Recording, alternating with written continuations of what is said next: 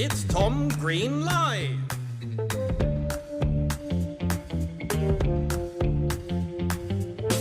Live from Los Angeles. Tonight's special guest, Macdonald.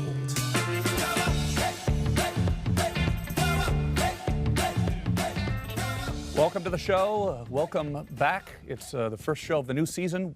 Happy New Year to all of our viewers watching around the world. Happy 2014. To all of our viewers on the East Coast, we're wishing you well.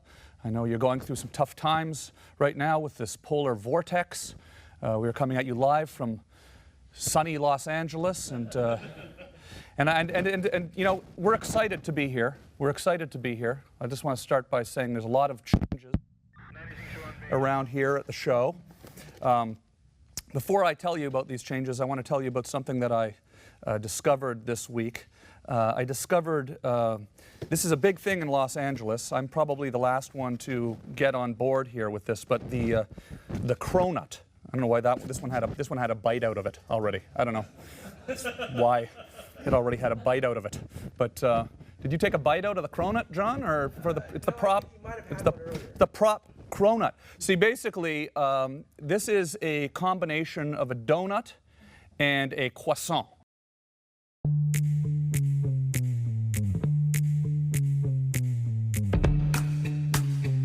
It's Tom Green Live.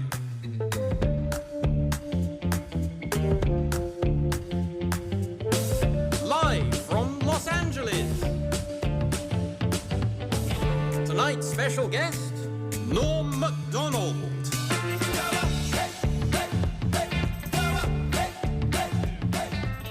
Welcome to the show. Welcome back. It's the first show of the new season. Happy New Year to all of our viewers watching around the world. Happy 2014. To all of our viewers on the East Coast, we're wishing you well. I know you're going through some tough times right now with this polar vortex. We're coming at you live from sunny Los Angeles, and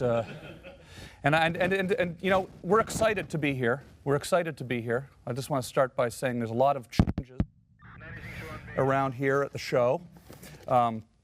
Before I tell you about these changes, I want to tell you about something that I discovered this week. I discovered, this is a big thing in Los Angeles. I'm probably the last one to get on board here with this, but the cronut. I don't know why this one had a bite out of it already. I don't know why it already had a bite out of it. But did you take a bite out of the cronut, John, or it's the prop cronut? See, basically, this is a combination of a donut and a croissant, which is a French word, croissant, and French for crescent. Yeah. What's it French for? I speak French. Crescent. Yeah, our guest, Macdonald, tonight speaks a bit of French too, born in Quebec City as well, so you know. But the croissant, the cronut, it's delicious. This is, the reason I discovered this, first of all, let's take a bite of it. I discovered this because we've decided we're going to start doing a segment here on the show called The People in the Neighborhood, we're going to call it. And I discovered this great little, that's the name we came up with. This great little donut shop right around the corner here in beautiful Burbank, beautiful downtown Burbank. Let's have a look at the Donut Prince. This donut shop, it's been here probably since the 50s or 60s. I don't know, I should have figured out exactly when it, oh, I lost my monitor again. Oh well. Is it still playing? I lost my monitor. Anyways, there we go. The donut, doesn't matter that I lost my monitor. We have a new truck, by the way. We have a new camera truck. It's working really well. We're really excited about it. And we have all sorts of new technology. That's why the show, you may notice, looks a little better this week. The lighting is a little better. I'm actually not more well rested. We have better lighting. This is our truck. This is a new space-aged, literally a space-aged piece of equipment that we're using here. This is this truck, this camera truck was used by NASA for the last 8 years. For 8 years, they filmed the space shuttle launches with this truck. We actually have footage. This is actual footage. This footage was shot by the truck that we're using tonight to broadcast this show. This actual footage that you're looking at right now of the space shuttle taking off was shot with the exact same equipment that we're using here tonight to film this show. And so we're proud of that. I'm proud of that. It's essentially a metaphor for what we're trying to do here. We're trying to take television into places, new places. We're trying to discover new adventures in space we're going to have here this season. I want to have fun this season on the show, so that's why I'm talking louder than I talked last season. You may notice my voice is louder than it was last season. That's because I'm trying to have more fun on the show. I'm getting a new car. Can we show a picture of the car that I'm thinking about purchasing for $750? This is a 1974 Pontiac Firebird, and the idea is that we're going to get this car. I'm going to get this car, and I'm going to be driving around Los Angeles over the next year and making some videos around Los Angeles, stopping into places like the Donut Prince and other Los Angeles landmarks, and it's going to be a lot of fun. So that's what we're doing on the show this year. Thank you for being here tonight. Thank you to all our loyal viewers. We're going to have a great season. Norm Macdonald is here tonight for the hour. We'll be taking your calls. This is very exciting. You can call on Skype.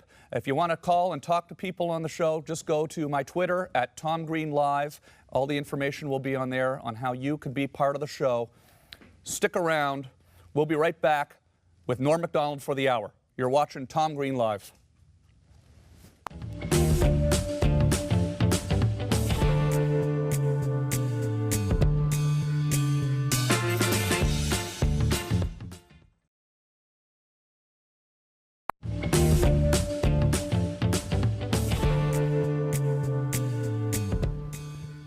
Hello, welcome to the show. Norm, thank you for coming to the show. Yeah, it's great, man. I'm excited. Yeah, this is great to have you here.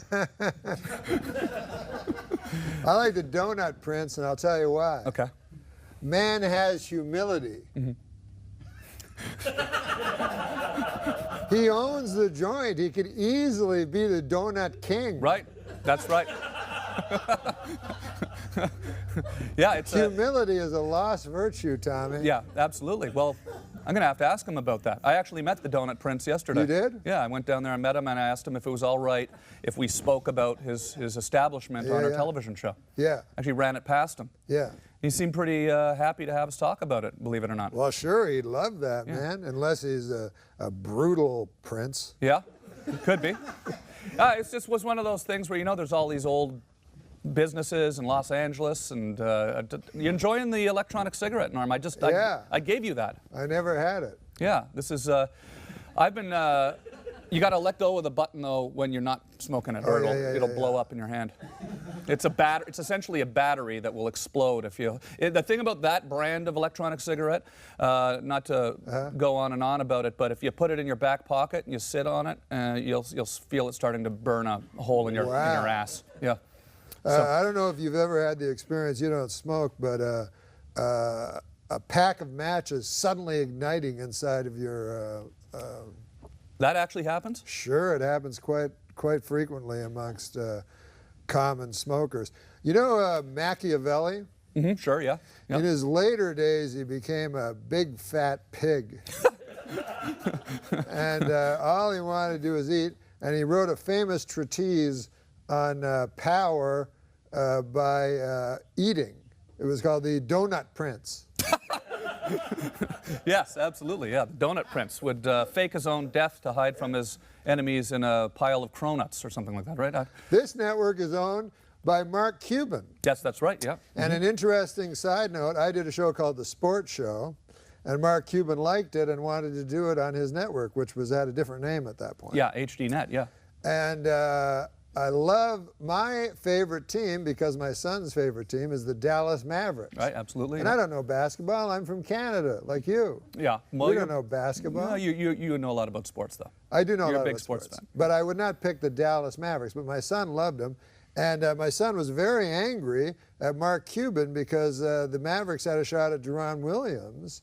And, you know, everyone was trying to woo him. Yeah. And when Deron Williams went to Dallas to meet the Mavericks ownership, Mark Cuban was here in L.A. getting makeup done for their Shark Tank. Okay, all right. So you're trying to get me fired right now, is what you're saying? Is that what it? No, God bless Mark Cuban. I love him. Well, so I love a guy that's with his team. He's in the stands. He's cheering on his. He's a fan. That guy. Absolutely. He's a fan. He treats his players like no other owners treat their. He's like the anti, like Jerry Jones. He's been very supportive of this little show here. Oh, He's he has? sent me many encouraging emails. Oh, that's wonderful. So now you are doing a great new television show now, a podcast, a video podcast. Yes. Norm Macdonald Live. I did it for a while, Tommy. Mm-hmm. You were on it. You were kind enough to be a guest. Yeah. And you know what? Here's how good it was. Yeah. It wasn't even a TV show. Right. And Entertainment Weekly ranked it as the 3rd best TV show. That's amazing. Isn't that incredible? But it is a TV show. Yes, I do it as a TV show. I do it like you're doing this. This is on a TV network. But I do it as a TV show that goes to, the internet. So it's a video podcast, but it's not one of these where you get two comedians talking about some shit nobody knows anything about. Right, like this. No. I think we're pretty accessible. Yeah, absolutely. Yeah. But I think some of these comedy podcasts are so, they're like, and now we're doing the full hour with a guy that's been on Parks and Rec for 3 months. There's a lot of podcasts. This one is you've got great guests. We do comedy. You had Larry King on. We had the great Larry King. Now, when you had Larry King on, did you asked or had there's some shocking subject matter I find that were you trying to shock Larry a little bit or? Well, Larry King said that he was very frightened of death, and of course you take a shot of him saying that, and he looks like he's about a week away. It's like a skeleton telling you he's afraid of death. Yeah. And he's like, ah. So, and he didn't believe in God. So I was trying to. I know it's very stylish nowadays to not believe in God. Mm-hmm. It's the thing to do. Right.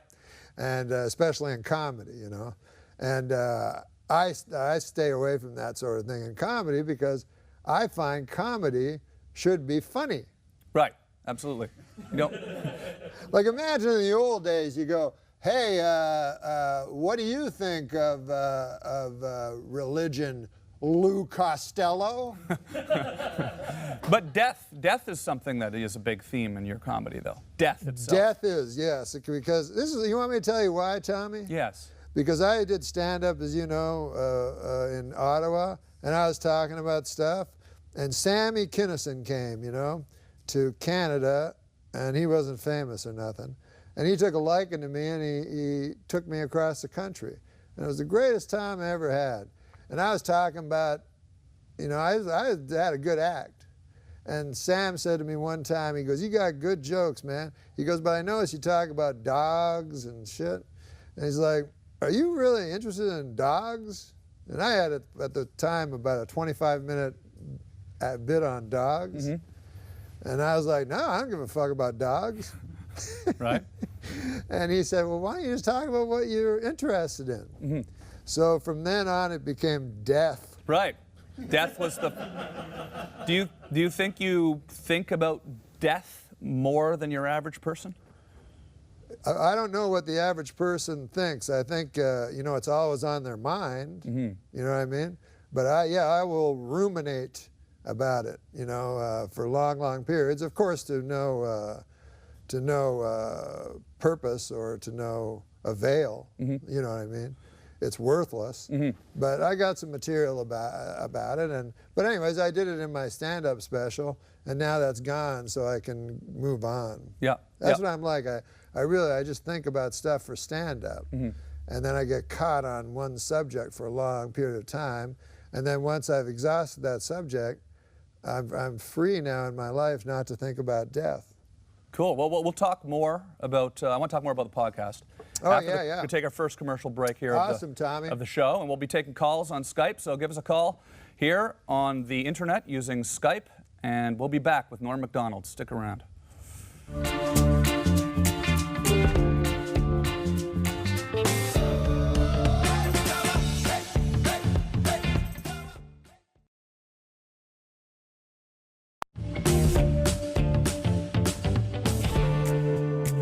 selling them. Yeah. We're back with Norm Macdonald, and let's take a Skype call from one of our callers, since we've asked people to call, and they're calling. You're on the air with Norm Macdonald. Do you have a question? Go ahead, sir, with your question. Yeah. Hey, Norm. Hi, how are you? Tom. Good, and you? Good, good. Happy New Well, Year. that was an easy question. Yeah. Happy New Year's. Don't get nervous. I know you're on live television. You're a little nervous, but just go ahead and ask the question now that we've, thanks. told you all we were going to do this in the break, and let's do it now, okay? Okay, cool. Yeah.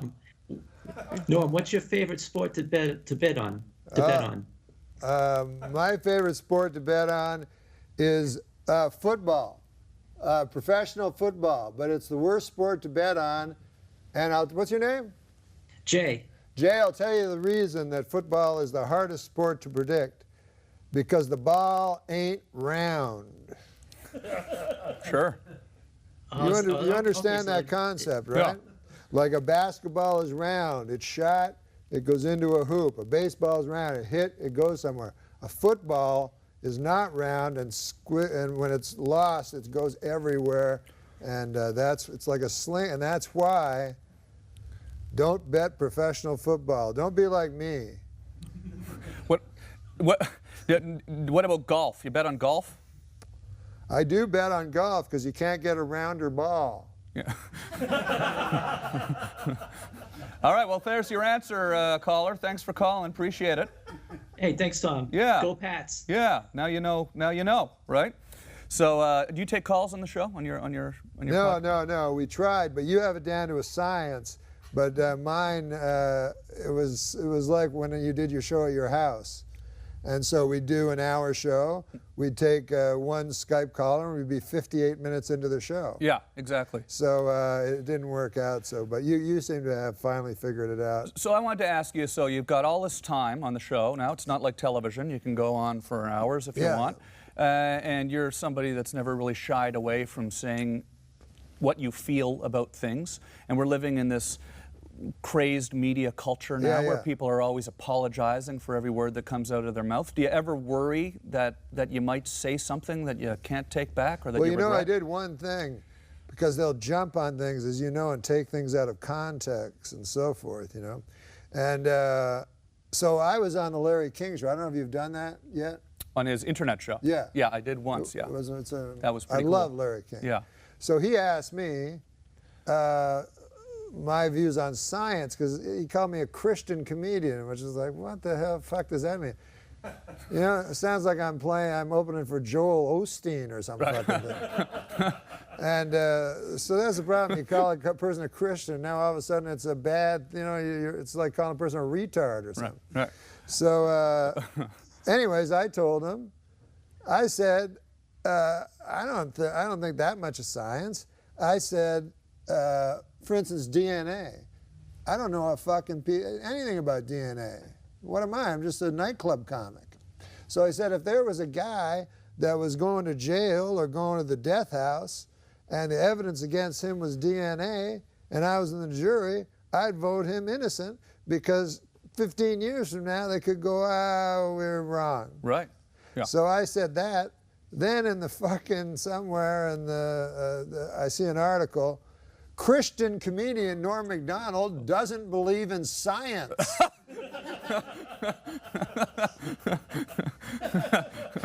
Well, it's sort of what happened, though, I guess, right? Yeah.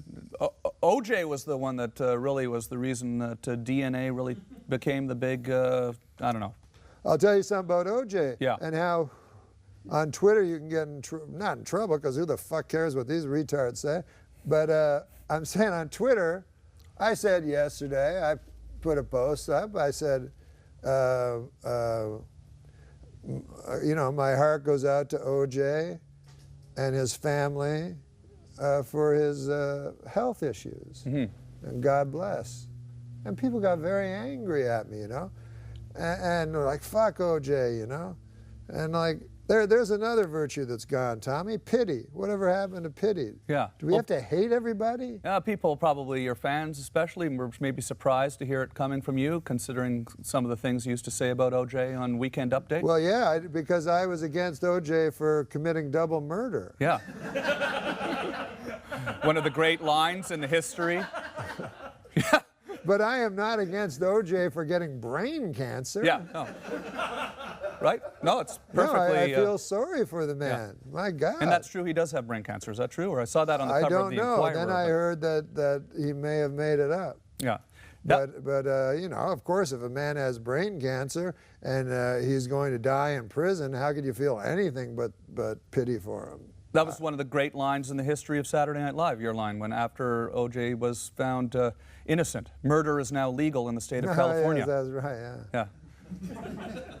There was quite a bit of a backlash to that at the time, was there? Or?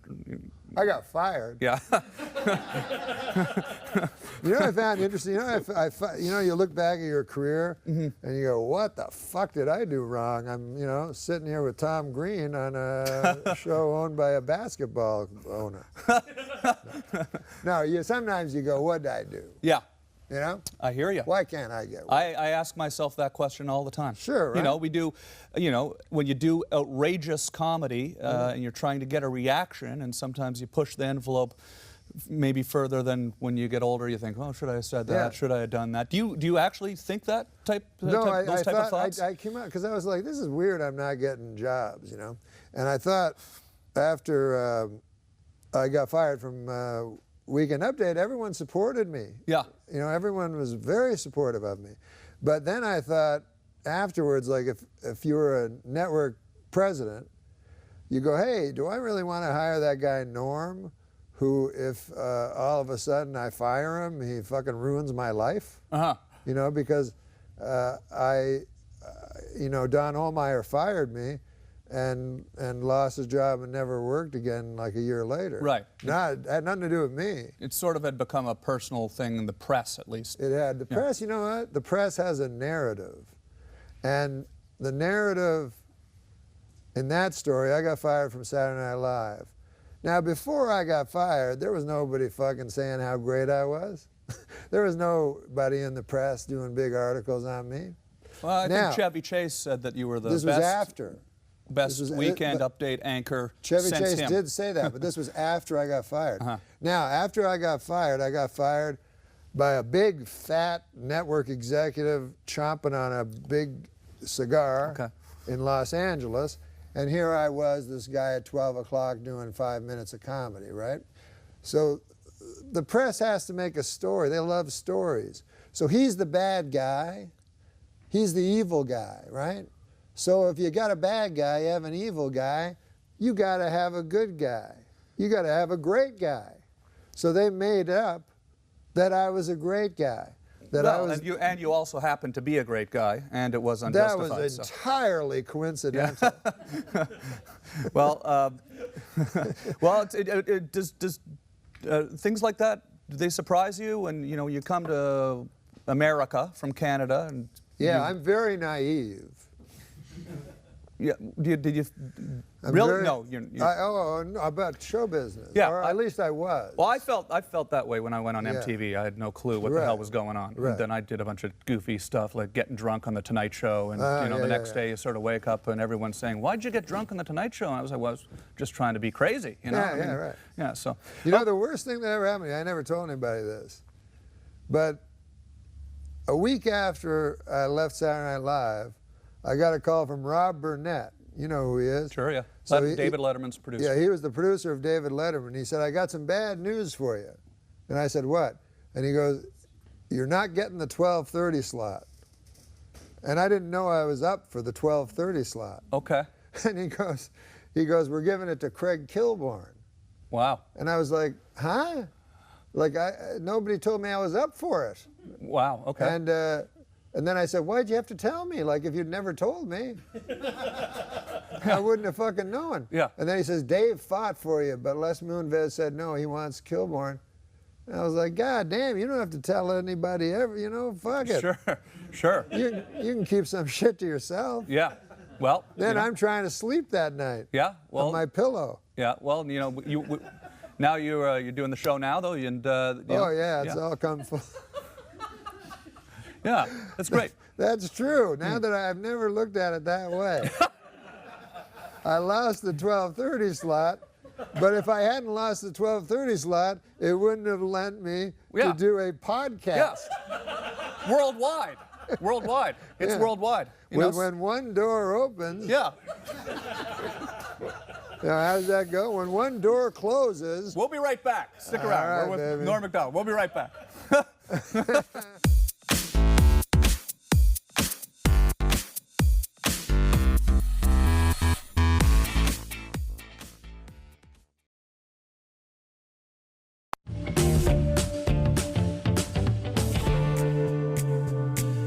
And we're back with Norm Macdonald and Rob Ford. Rob Ford. Another tweet I put out that that got incredible backlash. Can't say anything nice about anybody. Can't say anything nice about the crack-smoking mayor Yeah. or a convicted murderer. Yeah. Well, you can't equate those two, you No. know, because we've all made mistakes with different substances through our lives and whatever. Sure. And I like Rob Ford. I actually wonder. I wonder if you think of this, Schneider. Rob Ford. I wonder if he is doing Chris Farley. Yeah. You know what I Yeah. mean? We are, of course, talking to our producer, our executive The producer great here. John Schneider. John Schneider, Rob's Yes. brother, who you've Rob worked, Schneider's brother. You've worked with or our, I call Rob John Schneider's brother. Yes. So wherever you look at You've it. worked with Rob Schneider on many Rob Schneider movies. Were those fun, the Rob Schneider And movies? John as well. Yeah. I've worked, oh yes, they've actually been my favorite movies. I love Sandler, but Rob has always given me such leeway in movies to do what I want. And my favorite one, I think, was The Animal, where I was in the mob, and he just let me keep talking. And Deuce Bigelow 2, European Gigolo, where he had me play an old coal mining gigolo. Do you think Rob Ford is purposely putting on the Chris Farley, mayor of Toronto? Well, Rob Ford? because he has the moves down so down pat, you know, that it almost looks like It almost can't be real. physically it looks like an impression. Yeah. But no, listen, I don't know anything about local Toronto politics anymore. You know, I used to know about him. No. Now, I find that surprising because I've heard you say that you don't follow politics, and people are often surprised that you don't follow politics, given that you were the host of Weekend Update. Yes, they are, yeah. But I feel like politics are just gossip, really, and you know, it's pretty easy to tell who to vote for usually.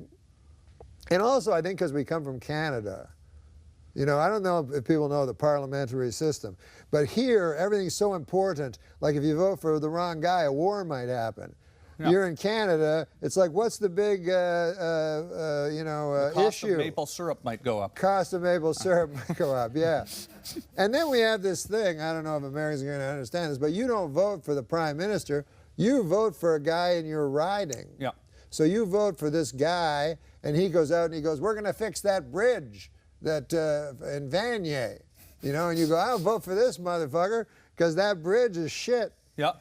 And so you vote for him, and then he gets in the House of Parliament, and then he gets up and goes, hey, what about that bridge? And they go, what the fuck are you talking about? And he's like, I'll sit down. But your brother is one of the big political Yes, he knows correspondents of Canada. Yes, he is. Neil Macdonald. Yes, and as you know, CBC and BBC both are very serious journalistic. It's not like here. Yeah. It's gotten ridiculous in America, where it's just people yelling at each other.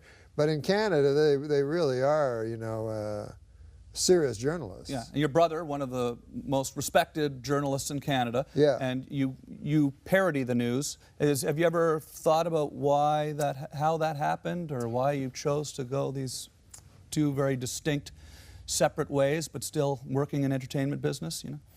Well, do you consider the news entertainment? I guess it is like, now. Maybe these days. Yeah. Less so in America, less so in Canada, though. Yeah. Mm-hmm. Maybe, and I haven't been I haven't watched Canadian news Television in a business, while. I guess I meant. The television business. Yes, yes, yes.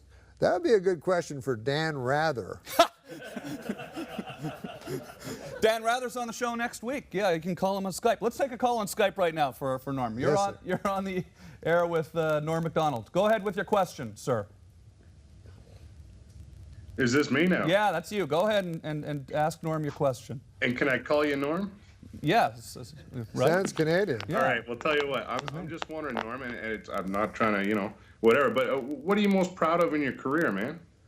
I'm only really proud of one thing. What's your name? My name's Connor. Well, Corner. Connor, but close. I am only really proud of stand-up. Everything else I've done has just been an accident that came from stand-up. I've never auditioned for anything that I got. I suck at acting, but my stand-up, I'm very, very, very, very proud of stand-up, and I'm ashamed of almost everything else. No, but No, I like this interview right yeah. now. Well, that Stand-up and this interview. I mean, when I was just a kid in Canada, that was when I discovered stand-up comedy. Yes. Going to Yuck Yucks. Yes. And you were not yet on television in America at that point, No. but touring, and we actually have a clip of you No. from the early days Oh, at Yuck God. Yucks. Let's have a quick look at that. That sounds A awful. clip. An early clip, probably 25, 30 years old. I always wanted to be a trucker, and of course I can't be a trucker because I don't have my driver's license. It makes the resume look pretty skimpy, as soon as I see that. When you get to the hobbies after they see that you don't have your license, Too bad too, because my hobby's collecting old trucks. But I always wanted to be a trucker, driving a big truck. They're very intimidating though when you're in a car. You ever be behind a big truck full of trembling logs right in front of you? Holy cow. Sometimes you see those trucks where the cargo of the truck will be just wrecked cars. Just a bunch of wrecked cars. You go, holy cow, man, I hit this guy, I won't even notice. It's become part of the haul. 6 months later, oh, there's a guy in this one. Yeah, can you let me out already? I got a kink. How's it feel to look at that? Do you remember that? Remember that bit? I don't remember the bit, but it makes me feel bad looking at it because I don't like it. Because, it takes so long to be good at not at anything, but specifically at stand-up. And when you look at old stand-up, it's not a lot of fun because I'm sure it's like that with everything. I'm sure like Picasso was like, what the fuck is this shit? Fucking nose looks like a nose. Yeah. What was I thinking? But How old were you there in that clip? and my voice was way up high. Yeah. I used to freeze with fear, and my voice would be normal, and then as soon as I got on stage, something happened to it. And do you notice my voice is high and Yeah, I've odd? noticed actually in some of your older Yeah, clips yeah. that you are speaking a higher. Yeah. Decibel? Yes. Yeah. But that's those were the. those were, I'll tell you something interesting, and John Schneider's part of this story too, but in such a small way, I should never have brought it up. But when you decided you were going to be a stand-up, and you called it a return to stand-up, but let's be honest, you were never a stand-up No, just before. not really. No. I would Did say- amateur night at Yuck Yucks I would in say Ottawa. 5 years ago you started. yes. Was that right? Yeah, about that. Yeah. And I remember you talking about it with me on your show, your previous show. You went down. I was doing, I believe, the Irvine Improv, and you said, "Could I do a spot?" Yeah. Johnny came down with you. You went on stage, and I gotta say, I'd never seen a guy go on stage that in command of the audience. You went on, you bounded on stage with complete control of the audience. And I didn't know that you really worked with audiences before that. Yeah. Did you? I mean, I know you would go on the street, and that's Just that's more an audience more too. the audience on the TV show and the But studio that's an audience. audience. Yeah. Yeah, but that's different. Yeah. I mean, I always feel like a studio audience is in on it. Well, it's They're in on it. Like these, you got a studio audience here, Yeah. a small one. They're in on it. Yeah. They're with us. They're not going to heckle us. But you go on you go and do stand-up, and these motherfuckers would tear you apart. You don't get a laugh for 5 minutes, they hate your guts. Yeah. When I started writing, you know, I got a job on Roseanne, you know, a great show. And I'd look at the script, I go, well, every fucking joke's gonna bomb. That's what I tell people. Yeah. I go, nothing's gonna work, because I was comparing it to stand-up. Sure. Whereas if I went up with these jokes in stand-up, I'd have no chance. Right, right. And so that's what I love about stand-up so much. The quality of the material has to be so high. Or if it's not the quality of the material, it's the showmanship, you know, which I think you excel at. Well, and I remember when you very first, nice of you to say. When you first started, you were going, oh, let's do crazy shit. Like I get a call from Tempe, and I go, is Tom's there this week? You go, that crazy motherfucker's out on Main Street wearing an aluminum suit and shit, and getting people to march. For some reason, I thought when I started touring that maybe if I asked my audience to show up and wrap tinfoil around their head before the show, that might help with ticket sales. Yeah. It's sort and of I did. think I saw on YouTube, because I always follow you, you know? Yeah. You know I always follow you. Yes. And I think I saw you and a bunch of motherfuckers jumping into a swimming pool in a Holiday Inn. Right, yeah, in St. Louis. Yeah, no, I've been loving it on the road. Okay, we're going to talk more about life on the road, stand-up comedy with Norm Macdonald, taking your calls. We'll be right back after the break. Stick around.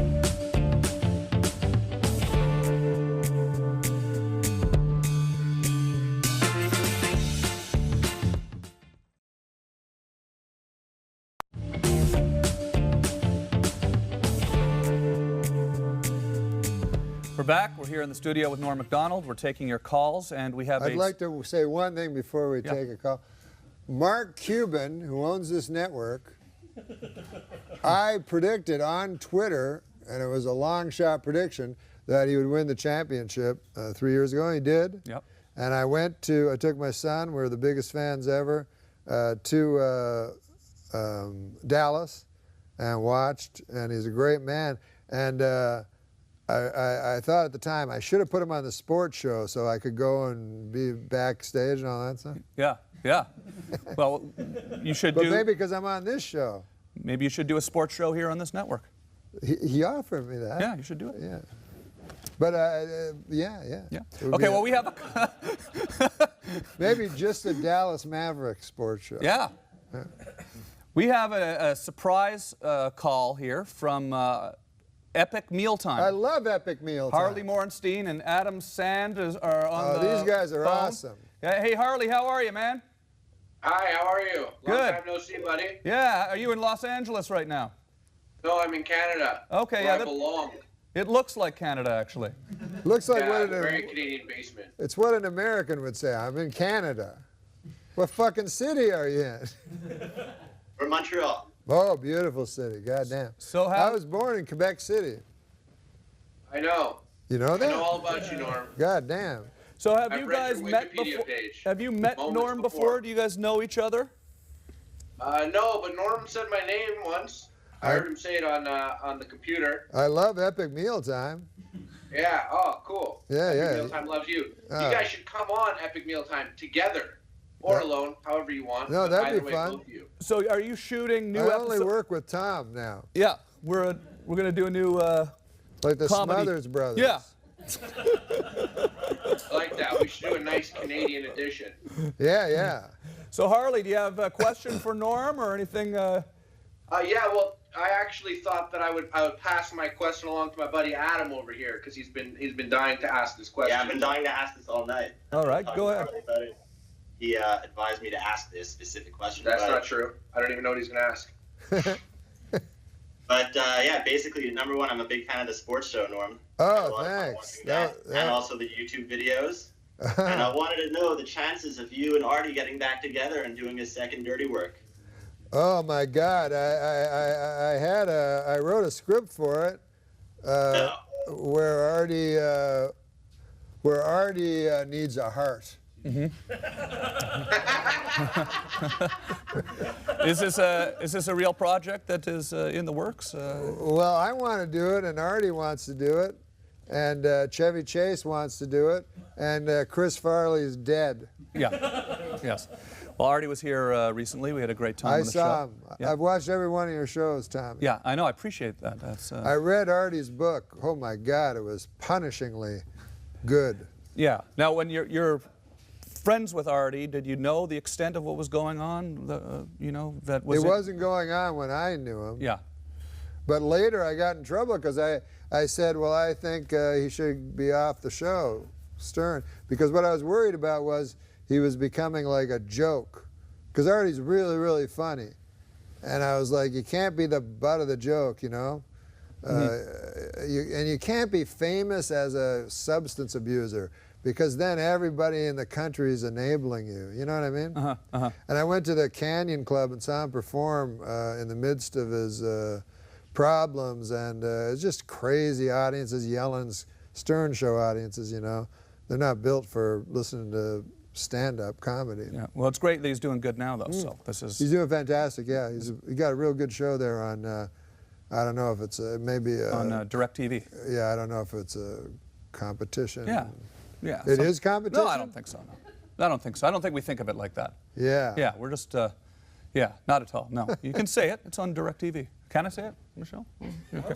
I love how we're Yeah, plugging a fucking guy that's not even here. Yeah, exactly. I'm plugging someone else's show. Yeah. Yeah. No. Well, anyways, we're going to let's take a quick commercial break. We're going to be back with one more block. The hour went by too fast. Too fast, Too man. fast. But You'll we have still to have me back next season. Absolutely. We have a little time left. With When Norm is Macdonald. next season? Stick 3 around. weeks from now? Yes, absolutely. But it's the first show of the second season right now. Absolutely. We'll be back.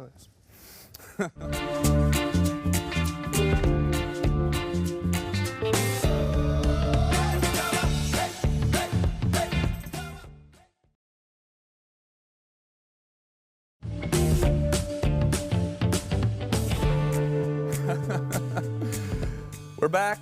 This has been a lot of fun as always. It went so fast. We know it's by not over yet. We still How have. many times have you interviewed me? We've done that. Well, you know, on the web show, you used to come up to my house and do the web show many times. Yeah. Then you did a podcast with Kevin Smith. Yep. I wanted, you know, because some of those shows would become just more like a free-form kind of craziness type of thing. You know, remember the night the mountain was on fire and we were just singing about there was a mountain on fire. Yeah. And you used to send up fucking UFOs and shit. Yeah, we would launch UFOs. I have often thought about that, thinking that was probably some sort of an FAA illegal act of some sort, launching helium-filled UFOs off of the deck. But what I want to ask you, because those were the days. Still, this is an interview. At the end of the day, I am interviewing you, right? Yes, sir. So when you when you got to perform, and I've talked to you about this before, in front of the President of the United States at the White House Correspondents' Dinner, did you get nervous? I didn't get nervous about the president or any of that shit. What I got nervous about is before we went, and he was showing us all the motherfucking shit, and the podium where you stand is bulletproof. Okay. And there's men everywhere with guns and shit. And it made me realize that the presidency, like if I was elected president, the first thing I'd say is, I quit. Yeah. Or I'm going to do all my speeches from here in this compound underneath the earth. Sure. From now on. So you feel the security on presence. account of some motherfucker shoot me. Right. And these guys aren't shot by, you know, anybody. You know, listen, if you're willing to lay down your life, like it says in Line of Fire, starring Rene Russo, you catch my drift. That's the only thing that I was afraid of. We have a clip from this. From the presidency? From the White House Correspondents' Dinner. It was very inspiring to see President Clinton up here on crutches making a speech. I mean, I thought that was just amazing, you know. I mean, it's been difficult for the president. You know, he can't jog now, and he needs help getting around, and he's still, you know, occasionally suffers great pain, you know. On the upside, you got your medical marijuana, so that's, you know.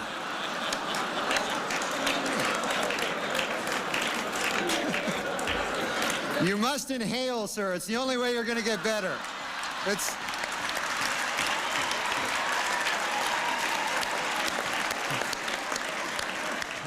I hope I have time to tell this quick story. Yes, how much time we got? We've got a lot of time.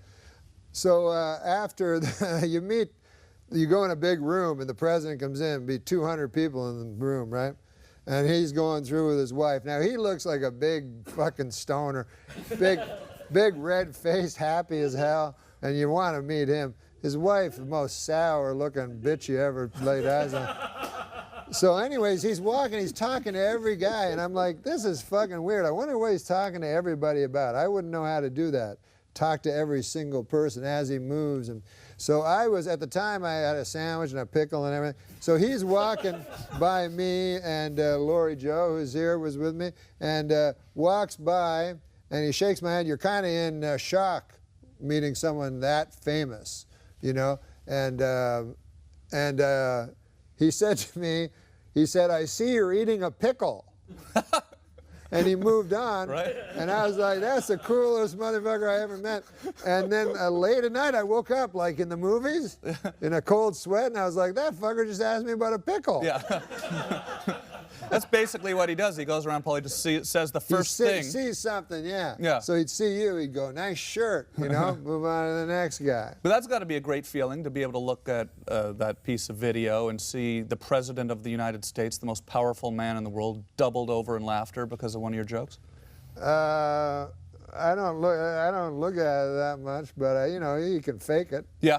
Yep. Dan Rather, you can next week you can have a clip of Dan Rather. Yeah, you do a joke about his smile. Oh, you saw it, yes. I said, there's Dan Rather with his frozen smile. Yeah. He's enjoying the show. And then it cut to him and he had a frozen smile. You watched the whole fucking thing? Oh yeah, I've watched it a few times. You research like a motherfucker. That's widely considered to be the best White House correspondents' dinner routine ever. Oh. On the internet. It is? I think so, yeah. Well, we put a lot of work into it, that's for sure. Yeah. Is it fun just speaking to powerful people like that and taking the piss out of them a little bit? Yeah, I think so, you know, because you can say whatever you want, you know, and sometimes they're doubling over in laughter. I tell you who never doubled over in laughter was that fucking bitch he married. You know her? Yeah. Salary Rodham. Yeah, So you're not a fan, I take it, of the next president of the United States? I just go by personality. Sure, okay. Since unless the guy's going, I'm going to bomb, I'm going to go to war. When I was young, Reagan was around. I don't know if he's a good president or not, but he was funny as hell. I remember the funniest thing I heard Reagan say. He got shot, right? Attempted murder. Tried to kill him. Yeah. Got out, I don't know what it was. 3 weeks later, he gets out, and he does a press conference at the very site where he was shot. And one reporter asked, does it make you nervous at all that you're standing in the very spot that you were shot? And Reagan goes, well, I don't do an impression of him, but Reagan goes, well, no, I'm not that nervous, but just to be safe, I didn't wear a new shirt. Have you ever done anything in your long and storied career that you consider specifically to be in bad taste as you look back on it? Maybe at the time you thought it was a good play, but you look back on it and you think that was in bad taste. Well, sometimes, like in stand-up, I'll do jokes that are like one time I was doing this thing in San Francisco and they were all gay people in the audience. They told me, so I figured I'll do. In San Francisco? Yeah. No. So I figured I'd do stuff about gay people so that they could relate to it. Yeah, it's warm up. They love that. And so I was talking about, because I went to this gay pride parade, and I saw in it there were these old men and old ladies like with these signs that said, "We are proud of our gay son," you know? And so I was saying, that's an odd thing to be proud of, you know, because it's not an achievement, you know? It's not like something you work all your life to be gay or anything like that. And I just wondered, I had a hard time believing that these 50, 60-year-old men are actually bragging, you know, at work like they're, hey, Bill, you know, my kid, oh my God, we're proud of him, Johnny. He graduated from Harvard, you know, a first in his class, you know what I mean? Now he's articling over at a law firm, and, oh yeah, he loves cock. You know? This kid.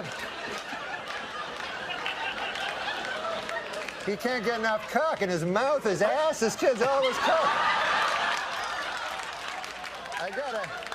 I got a picture of the boy here sucking another man's cock. I want to show it to you.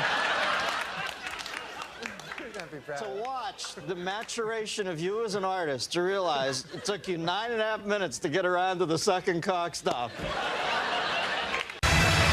Well, thank you very much. I'm very excited to be here, you know, and I was asked to host the ESPYs this year.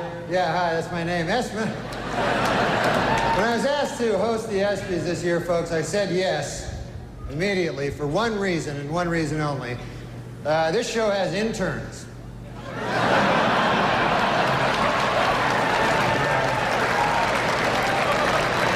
I'll be having little improper relations backstage a little later. But man, it's great to be here at the 6th annual ESPY Awards. Hard to believe, huh, that the ESPYs are 6 years old. Although Anthony Mason swears they're 18. So,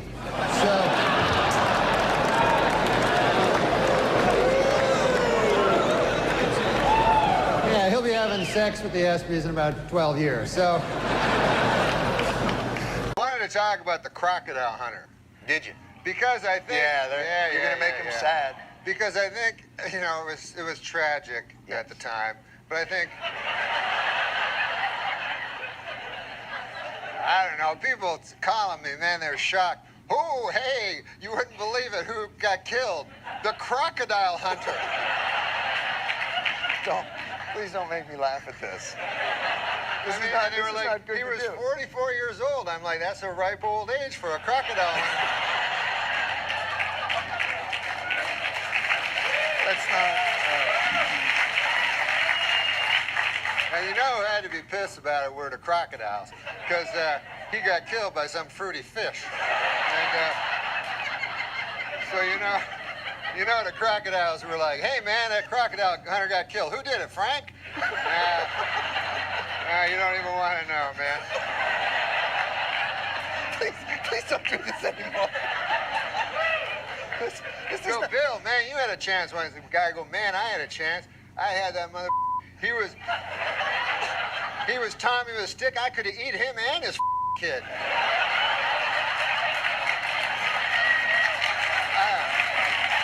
I don't feel good about this. You remember I ever tell you that story, Bill? Yeah, only 1,000 times. That's for the kids. I was a little late here tonight. I took a cab to the theater, folks. And I don't know if you've ever been in these New York City cabs, but I got one of those cabbies, couldn't speak English, you know. Saw his name there on the dash. I couldn't even pronounce it. I think it was something like Hideki Arabu. I'm like that.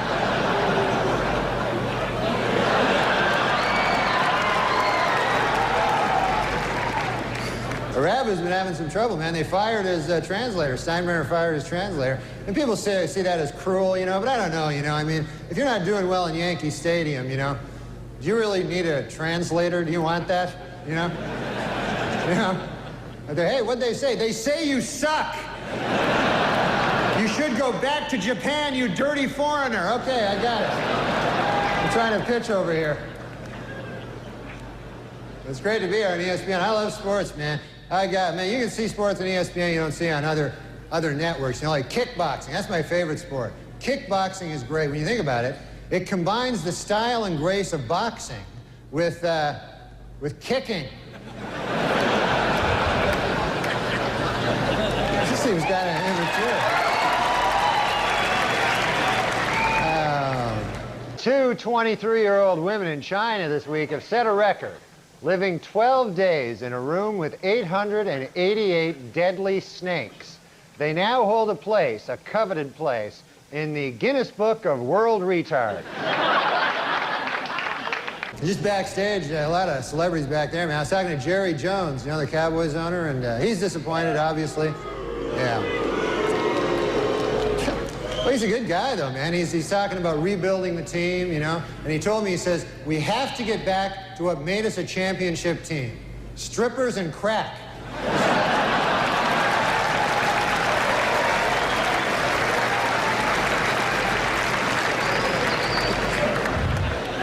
Hey, have you heard about this? Ted Turner and NBC plan to start their own rival football league to compete with the NFL. And not much known about the specifics of this new league, except for this, it will suck. They know that. So they might have trouble, you know, getting advertisers when we know it will suck. I've never asked you this before, and we've been good friends for many years. Okay, I made that up. But We haven't? No, we're friends. We're good friends. But I don't know what your... Macdonald, is that Irish? Is that Scottish? What's your ethnic background? My ethnic background is Polish. Are you really Polish? Wow. Polish people, I didn't yeah. realize that. Yeah. Macdonald, you don't... Well, my parents changed their names. They Right. had to because of the constant ribbing they'd get for being Polish, you know. Mm-hmm. And so they changed their name to Macdonald. But, you know, it's one of the things that you can, you know, I mean, I get a little upset about it, you know. Because, you know, All you the can't... Polish jokes and yeah, stuff. you can't make jokes about other people, but for some reason you make jokes about Polish people, you know? Right. I don't like it. Right.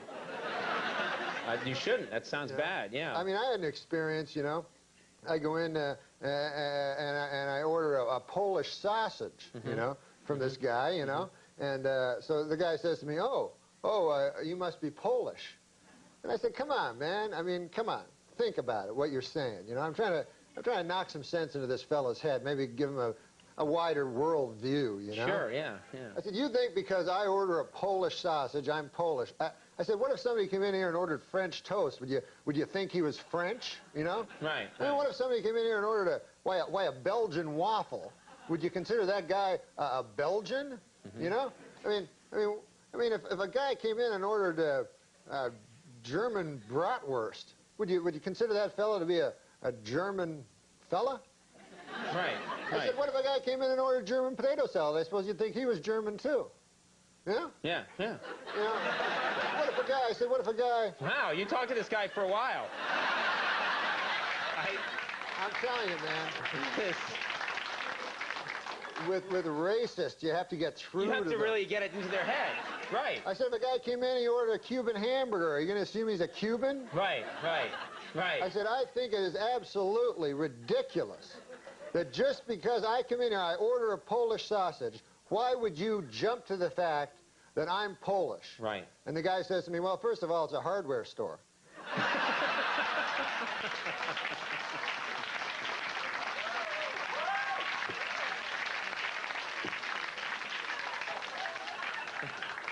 And you hate Polish jokes, don't you? You just hate them. No, I think they're disgusting.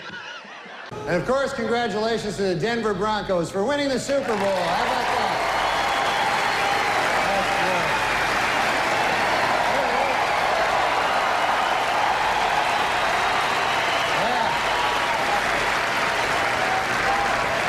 Yeah. Denver did great, you know. There he is. I love the Denver fans, you know, because for one thing, they don't wear food on their heads. That's nice. And they had a wild celebration in Denver after that Super Bowl, man. And now city officials expect an even wilder celebration if the Nuggets win 10 games this year. They say they're going to... say the whole city's going to go nuts. Yeah, the Nuggets are having a bad year this year, man. Matter of fact, they're making a film about the team. They got a pretty catchy title. It's Black Men Can't Jump Either.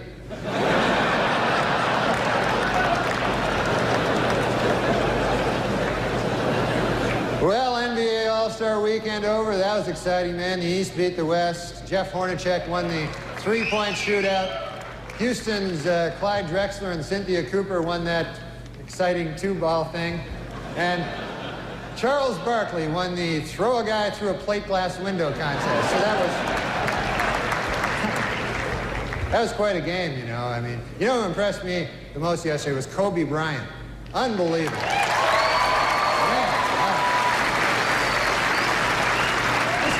This guy's amazing. 19 years old, the youngest starter ever in the All-Star game, and he played so well that today he was named spokesman for NBC's new public service campaign called Screw It, Who Needs College? No, you think Jack Benny is funny? I don't even know. No, I don't really know any of his shit. You've seen him though. Like when you. I saw him on Byron Allen. No, Comics Unleashed. Here's the thing Byron Allen has. A show called The Entertainers. And what he does so he'll go to junkets. Right. And then he has huge guests, so it'll be like at the beginning it'll be his voice. The Entertainers. Tonight, Harrison Ford, Adam Sandler, Morgan Freeman, it's the biggest stars ever. And he just interviews them in the junkets, but he makes it sound as if, and then this is his gambit, this is what he does to people. So let's say he's talking to Harrison Ford, right? He'll go, now the last time I talked to you, you were talking about working out. And so then Harrison Ford goes, like he's never talked to him before or anything, but he figures a black guy, it's going to sound bad. He says, I know, who the fuck are you? So he goes, yes, I'm He's just making up like. It just looks like he's best friends with all these viewers. I'd hate to go and see him one night and go, boy, he reminds me of young Byron Allen. He's brilliant, Byron Allen. He had that Comics Unleashed. You ever do that? Oh, you couldn't be more leashed. Yeah, it's nothing. It's not like there's nothing unleashed about it. It's not like you would have like Lenny Bruce on and like. And he has no segue. So this is what he said to John Lovitz one time. He said he just turned to him from he's talking to Schimmel, and then he goes to John Lovitz. He goes, "Now, John, I understand you're growing older." Of course, the biggest story in basketball, no question about it, Michael Jordan may retire. Yeah, Michael Jordan may retire after this season, and it's terrible news for Bull fans, you know, but it is terrific news for golf hustlers. They're happy about it. But Jordan is very serious, though, about leaving. In fact, he's already called the Hall of Fame to make sure that his plaque bears his basketball nickname, Air Jordan, and not his baseball nickname, Senior Crappy.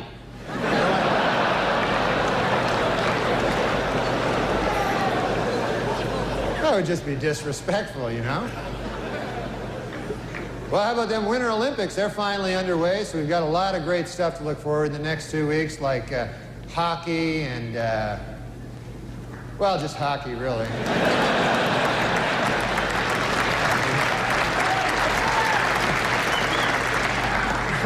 I was watching last night, I saw speed skating, and my goodness, you know, could the outfits they wear be any tighter? Holy Lord. There was an East German woman, I swear, you could see the outline of her entire penis. It was...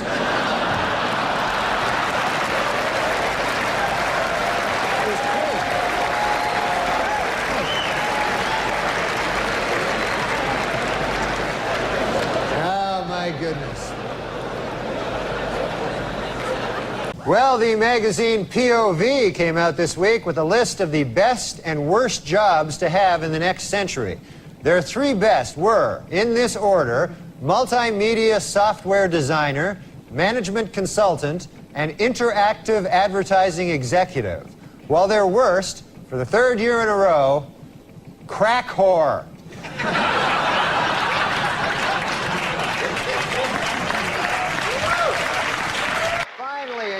News and World Report's list of the best and worst jobs for 1996 is out. Last year's best job, multimedia software consultant, was replaced by a new best job, bioindustrial engineer. And in the worst job category, last year's winner, crack whore,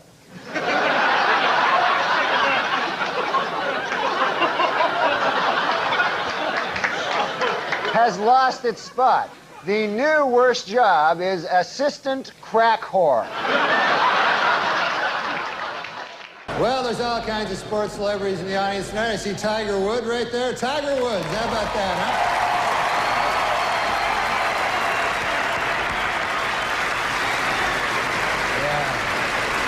Yeah, he's up for golf. Of course, he's up for Golfer of the Year this ESPYs. And you know who I feel sorry for, folks? Is the other 2 guys nominated for Golfer of the Year. You see these guys getting ready, you know? It's like, hey, honey, have you seen my tuxedo? No, not the good one.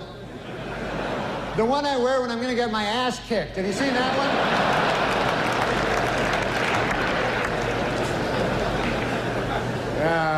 Boomer Esiason is with us. Boomer. How you doing, buddy?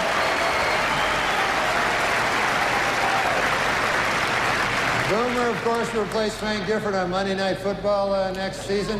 And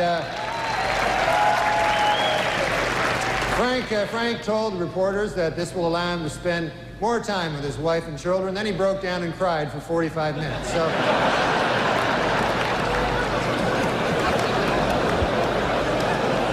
And there's Charles Woodson. How about that? What a season he had.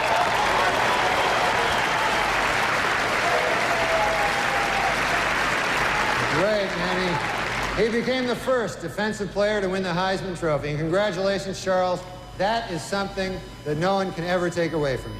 Unless you kill your wife and a waiter, in which case, all bets are off. Just a word of advice. The iron horse of broadcasting. It's iron. You don't pronounce it iron. That's what everybody tells me. It's the iron horse. Like Lou Gehrig was the iron horse of baseball. Yes. The word I-R-O-N is iron. No, iron. Iron. That's what makes English the world's toughest language. Yeah? You know, right? Sure. It is the Because toughest language. to To me, learn. it's the easiest. Yeah, well, you were born with it. Yeah. Say what you want about how huge and fat my head has gotten, but forget it. Try iron. Why doesn't that clock work? Why doesn't that cock work? That No, clock it's, works. my clock works. Oh, is this fine. clock Mine- over here. Mine is going somewhere, Norm. No, I thought that's what you said. I heard you had Larry King on here. Cast Your iron. show that's amazing, by the way. No one Cast- gets on Larry King. Cast Larry iron. King gets you. I know you're new to this. I'm going to teach you something. One of the first things in hosting an interview show is to listen. What's that now? The answer given by the guest. My whole motto, my whole broadcasting career, that's why I don't like a lot of guys on the air now, is that I never learned anything when I was talking. Can I interrupt you there? Yeah. But Now, I wanna ask you I was this. with Carlos Slim all day today, the richest man in the world. He's partner in, The richest man in the world is Carlos Slim? Correct, from Mexico. You never heard of him? Of course not. I'm not a connected guy. Oh, that's right. I just heard you. You don't watch the news.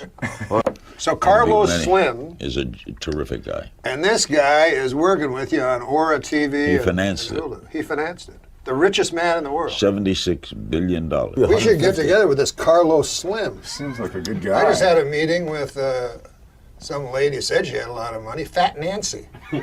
Oh, Nancy. And what, she want to finance something with you? What does she want to do with you? You know what? I loved Liberace, but with all due respect, man, if you kicked that guy in the ass, 100 cocks would fall out. Now, this is not what I do on Hulu. No, you wouldn't do that. No. Because I have respect for Carlos Slim. Literally selling you death. That's the one thing I fear is dying. Man, that haunts me. Because the thought of not existing, you know, it's like, you know Really? what the new thing they call it is? Dirt nap. Good God, Larry. That's what they call it, a dirt nap. You would not say that on Hulu. No, I wouldn't say it, but I'd say it here. That's what I heard Larry King say to a guy once. The guy had lost his child. Oh, no. And Larry King goes, Paul Newman told me, you never get over it.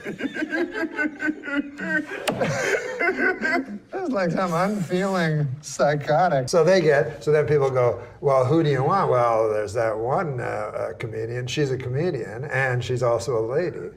Yeah. And then it gets... It's more common now. Huh? A lot more. It's common now. SNL is very... They rule. They rule the SNL. Look, who is bigger than Tina Fey? She's strong. Too big to fail.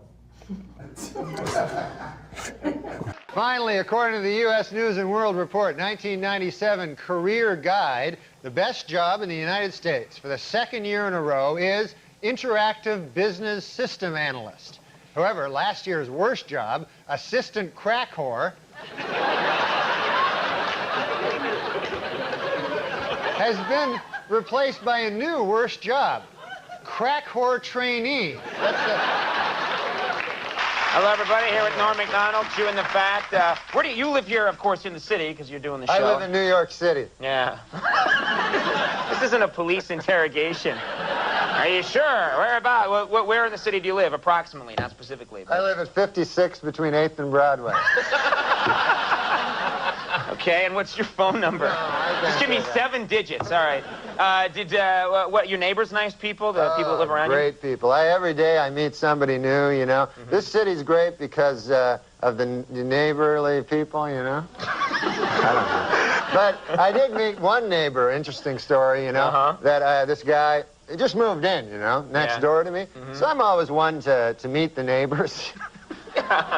You like to chat with the neighbors, yeah, because, you know, so I went over to the guy, I knocked on the door next door to where I live, and I say to the guy, I said, hey, I'm your new neighbor, you know, and I said, good to see you, you know, nice to run into you, you know, welcome to the neighborhood, you know. And so the guy, I said, what do you do for a living there, sir? You know, if you don't mind me asking. You know, what do you do for a living? I'm a nightclub comic, I tell the guy. So he says to me, he says, I work down at the University of Science there. He says, that's a good school, by the way. I can't remember the exact place. Sure. But he says, I'm a professor of logic. So he says, the guy says, logic. Now, what the hell is that? I never heard tell of that. He says, oh, well, he says it's a kind of a pattern of syllogistic. Well, he says it's hard to explain. He says, why don't I give you an example? So I said, fair enough. Why don't you do that? So the guy says, well, he says, let me ask you a question. He says, do you own a doghouse? So I go, yes, I do. He says, well, then that means you probably have a dog. I said, yes. He says, well, that means you're likely you have a family if you have a dog. I said, yes, I do. He said, well, then that means you got kids, you're married. I said, yes, I am. He says, well, then you're a heterosexual man. I said, yes, sir, I am. He says, well, you see, that's logic there. I asked if simply from finding out you had a doghouse, I made this series of inferences, and I found that you're a heterosexual man simply from the fact that you had a doghouse. Well, I said, good God, isn't that something? Okay. So I said, well, I won't waste any more of your time there, neighbor. And I said, I'll see you later. See you around. Okay. So I said, come by one day and have a chicken with me. So anyways, I left. So I left. So I go to get a bus, you know, to the bus stop. And I walk down to the bus stop, and I'm still thinking about this thing that happened to me, you know. And I'm standing at the bus, and no bus coming at all, you know, and 5 or 6 of us standing around, and one guy lights up a cigarette there, and he goes, as soon as you light up a cigarette, the bus comes. And he smokes the whole damn cigarette, no bus comes. Right. So I said to the guy, well, that theory really worked, huh? And the guy goes, well, sometimes it works. Anyways, the guy goes, what's new with you? I go, well, I had an interesting thing happen to me today. I said, I met my neighbor. And he goes, oh, yeah? I go, he had a hell of an interesting job. I said, he's a professor of logic down at the University of Science. And so the guy says, is that so? He says, professor of logic. He goes, what the hell is that, logic? I said, well, it's a series of something or other. Right. I said, I can't remember exactly, but I said, I'll give you an example if you want to hear an example. So the guy goes, all right, fair enough. So I said, let me ask you this. I said, let me ask you a question. Do you own a doghouse? And the guy goes, no, I don't own a doghouse. So the guy says, oh, yeah, you're one of them gays.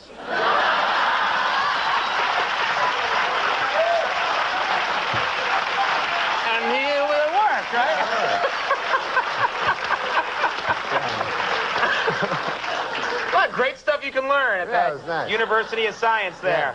And then the guy, and then get this. Get this. There's more. This gay guy invites me to have a chicken at his place. That's some kind of euphemism. Watch out. The new people. Hey, guess what? There's a young girl that's middling attractive that swears a lot. Let's get her. Right? Is that the new fucking thing? Yeah. Sarah Silverman, hysterical. Right. Who's funnier than her? Nobody. No, except dudes. But, Nobody. And we're going to read jokes. We read jokes. I thought you were going to talk about this thing. We're going to talk about the man. What about the man great? Is that like a genital cleanser? No! No, my God. What is the man great, you ask? Okay.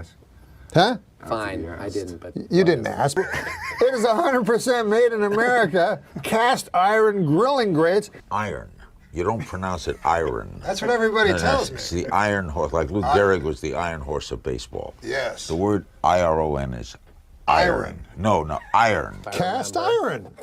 Iron? Cast iron grilling grates that Are are you kidding when you say iron? You know what? Don't be like fucking Larry King. That motherfucker, I say iron and he's up my asshole for fucking 4 days. It should be iron. That's what makes English the world's toughest language. Yeah? You know, right? Sure.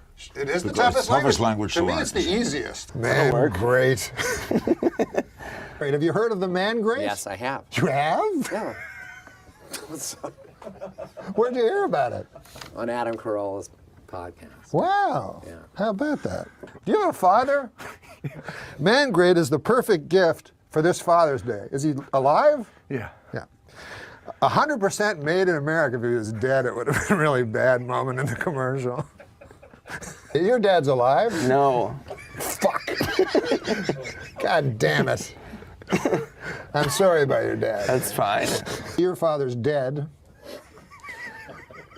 But you have children. You are a father. Yes, and I'm not dead. Yes. Maybe you'll give me one. And I'll give you one. Is your mom still alive?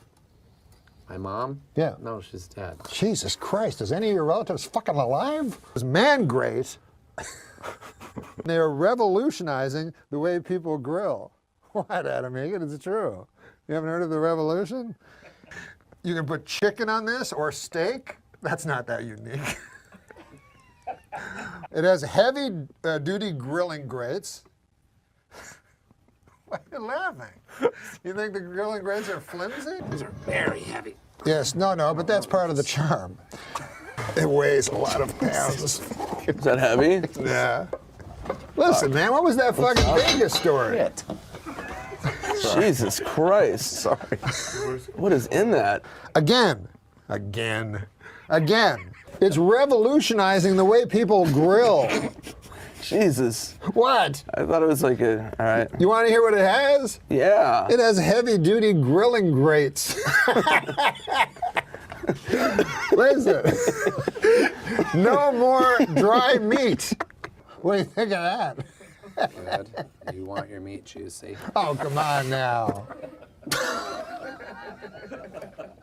Don't make it sound like a fucking fat, plumpy, delicious cock.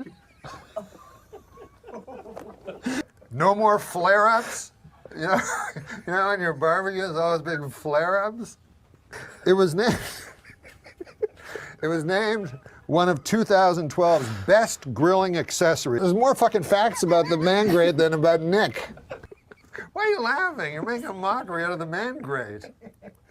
Chicken, steak, has never tasted so good.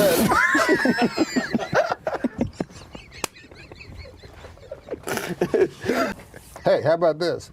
Each Norm Macdonald show order comes with a heavy-duty grilling brush. Jesus. You don't want to put that on your not dry meat? Look at that. Those things are dirty. No. That's from the iron. Are you sure? Yes. Well, it's not from my cock. What? I just went to the bathroom. You say cock so much. I'm coming in your butt. Oh my God. Well, listen, man. Hey, your mouth is my toilet. Again. This commercial is like a mini-series. Are you a jingoist? 100% made in America. 100% cast iron. Mangrove.com. Thank you, Andy. That's yours. You just threw your own going away present with contempt to the floor. That was our only sponsor. Oh, yeah, and you lost. Yeah, now we found out we lost Man Great as a sponsor. And then earlier today, I think we were told legally we can't say we lost them as a sponsor even. Yeah, I think we were still waiting to find out if we were allowed to say that. But anyways, Fuck that it, was who cares? Schwartzen. We lost them. That was Nick Schwartzen that fucked it all up. Some gold-plated chains would make a nice retirement gift for a very, very good slave. Well, this Are you serious? Well, this was written. Are you serious? This was written years Did ago. you just write that? I didn't write Did it. you just say that? No, I read it. Yes. You read that? It was an old. This Lindsay Lohan can't swim a stroke, but she sure knows every dive in town. That one I liked. That was my favorite. I'm keeping this. That is a favorite.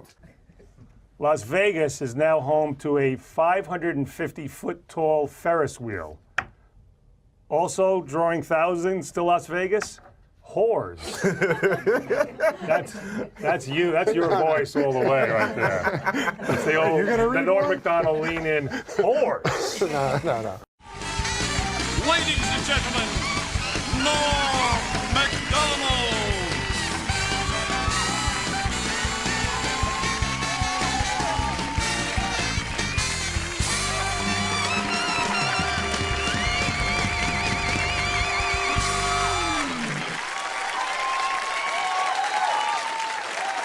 Thank you. Thank you.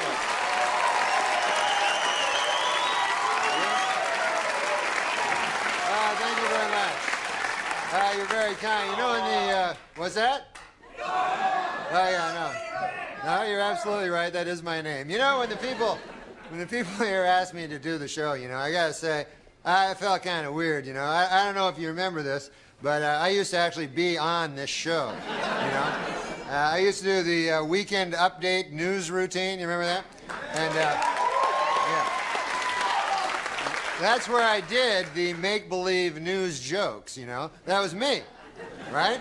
So then, a year and a half ago, right, I had a sort of a disagreement with the management at the NBC. I wanted to keep my job, right? And they felt the exact opposite. So you see, they fired me because they said that I wasn't funny, you know? Now with most jobs, I could have had a hell of a lawsuit on my hands for that, but see, this is a comedy show. So they got me, you know, you don't want it. But now, this is the weird part, right? It's only a year and a half later, and now they asked me to host the show. So I wondered, I go, hey, wait a second here. Hey! I go, how did I go in a year and a half from being not funny enough to be even allowed in the building to being so funny that I'm now hosting the show? How did I suddenly get so damn funny?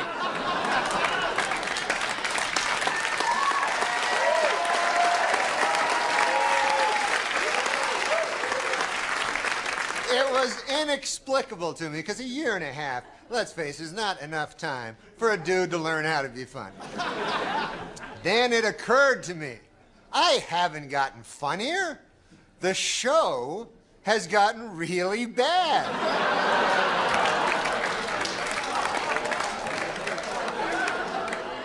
So yeah, I'm funny compared to, you know, well, you'll see later. But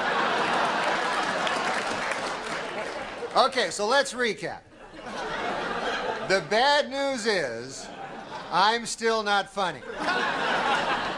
The good news is the show blows. All right, folks, we got a bad show for you tonight. Dr. Dre, Snoop Doggy Dogg, and Eminem are here. We'll be right back.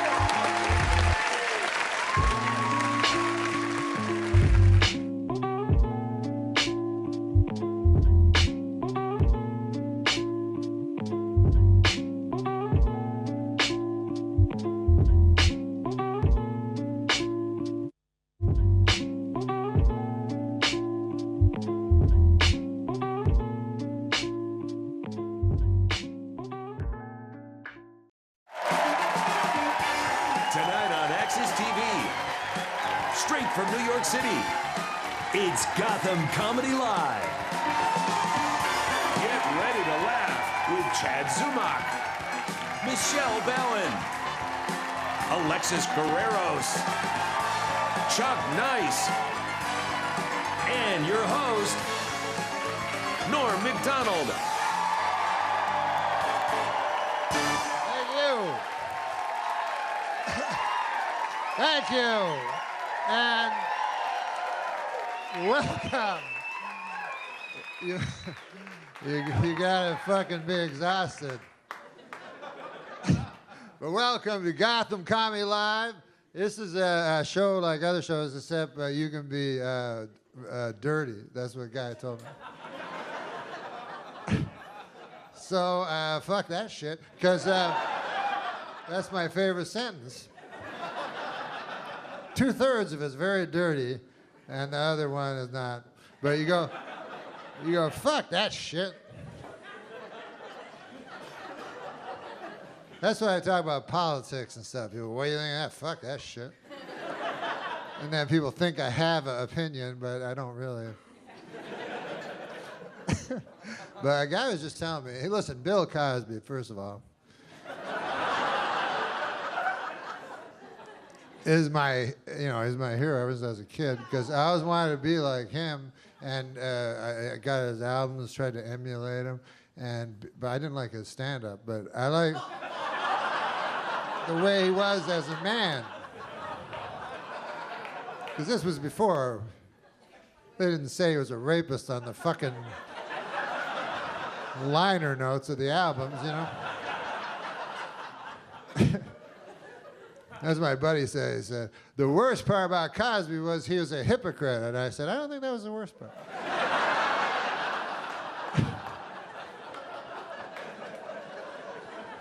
To me, the worst part was the raping. Way up high. And then the second would be the drugging. And then the third would be the scheming. But anyways, hypocrisy would be way fucking down the line, you know, like on the 4th page or some shit. Like, I'm no expert, but I think probably most rapists are hypocrites. You know what I mean? You don't meet a lot of guys who go, I like to rape, I don't give a fuck. I know it's not a politically correct thing to say, but I like raping. Go, God damn, at least he's not a hypocrite. That's the worst. That's the worst part of it. But he, imagine you're a girl. Some of you will be easier. No, imagine you're a girl. You're in a gift shop in Vegas or some shit. Go, I'm gonna buy this snow globe for my. Oh, it's the most famous guy ever, Cosby. You know, Cosby's there, and he's like, "You want to go to my room? It's the biggest room ever." And so you go, "Yeah, of course I want to go to your room. Biggest star ever, biggest room ever. What the fuck? You don't even have to be a girl. You fucking go." And then you go up, and then you're like, fuck, look at this. I've never seen... and he's like, you want a glass of water? You go, yes, that would be nice. And then you go, why is it purple? Why is it fizzing? Like in a monster movie. Just drink it. It's famous people water. And you drink, and everything goes fucking crazy and shit. And they come out of it, they're like, what the fuck? I was just in the gift shop. What's that? Cosby cock? I can swear that's a Cosby cock. That's impossible. A Cosby cock? Why would there be a Cosby cock in my face? Wait a second, I remember. I'll call for help. Hypocrisy! A man committed hypocrisy on me in room 10304-204. There's too many numbers in the hotel room.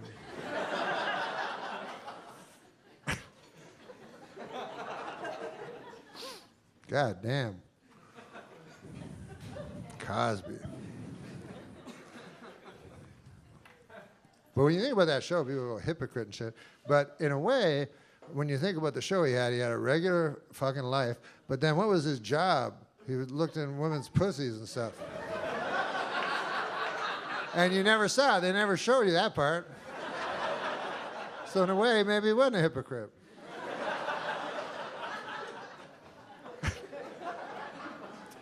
I don't even know what's wrong with hypocrisy anyways. What's the problem with hypocrisy, you know? People always against it go, you know what I hate worse than anything? Hypocrite. But imagine your life if you weren't a hypocrite, you know what I mean? Like if you had a kid, you go, okay, Billy, you're 7 years old now. You know what I mean? And then you tell him who you really are.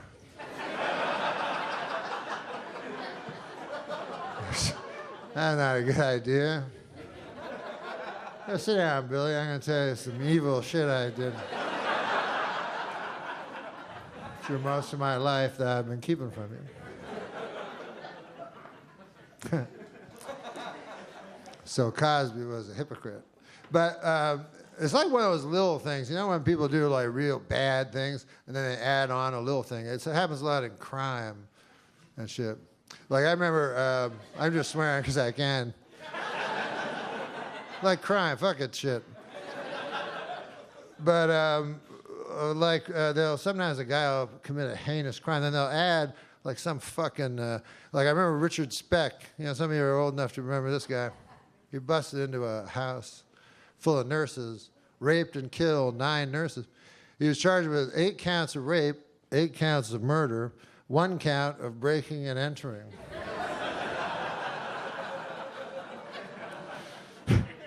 So the whole defense became, I tell you, that door was a little bit open. You could have jimmied that open. We're going to take pictures of it and show it to the jury. Blow them up.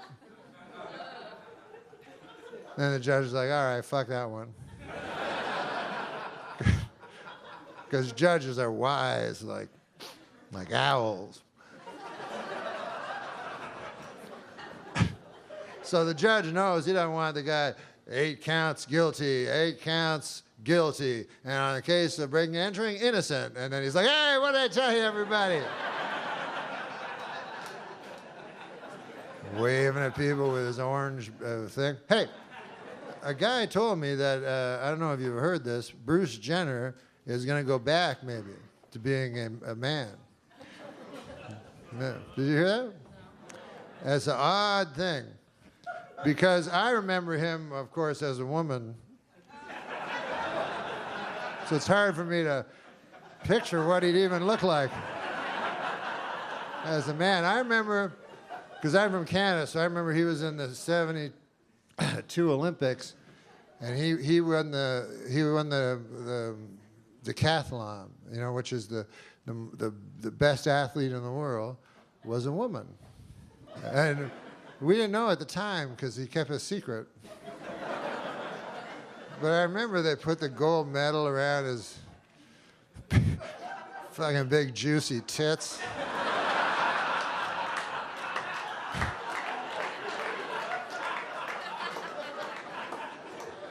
And that to me is when he should have just gone, I'm a lady, and then that would have been good for the LGBTG.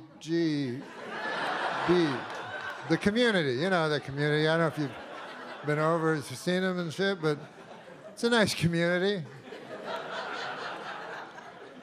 And it would have been good. All the LGBTBL. I try to be inclusive of all the letters in the alphabet. But, you know, then he waited. That's the problem. He waited till he was 65. That's when Bruce Jenner decided to tell us he was a lady. Now, I don't know about you guys, but to me, is there really that much difference between a 65-year-old? At some point, you got to realize you're just some old thing nobody wants to fuck. All right, guys.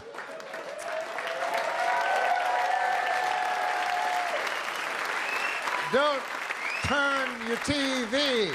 And we will be back in a moment. Thanks, guys. You're awesome.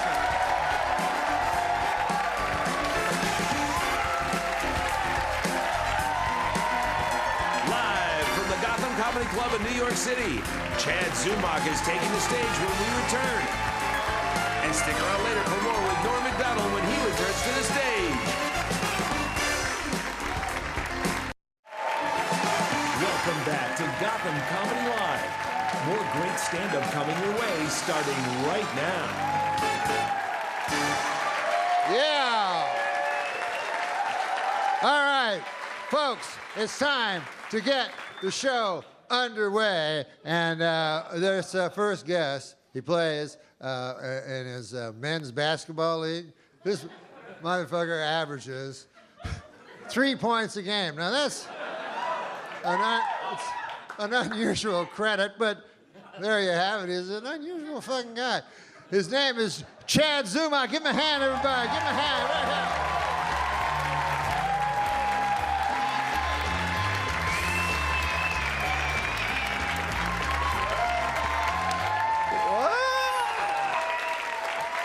How about a hand for my opener?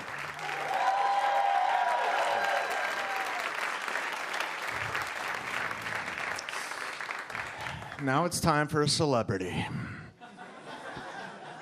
Good to be here, man. Wow, this is awesome. New York, having a great time. I just tell you a little bit about me. Everyone thinks I'm really immature and I need to grow up.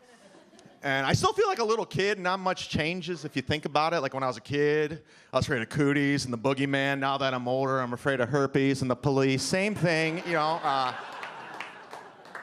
still play hide and seek. Except now I'm playing with bill collectors, you know what I'm saying? I'm like, count to 100, come find me, Visa. All right. I've been fired 34 times. Yeah, you've been fired 34 times. You got no references. You just got to go to a job interview with honesty.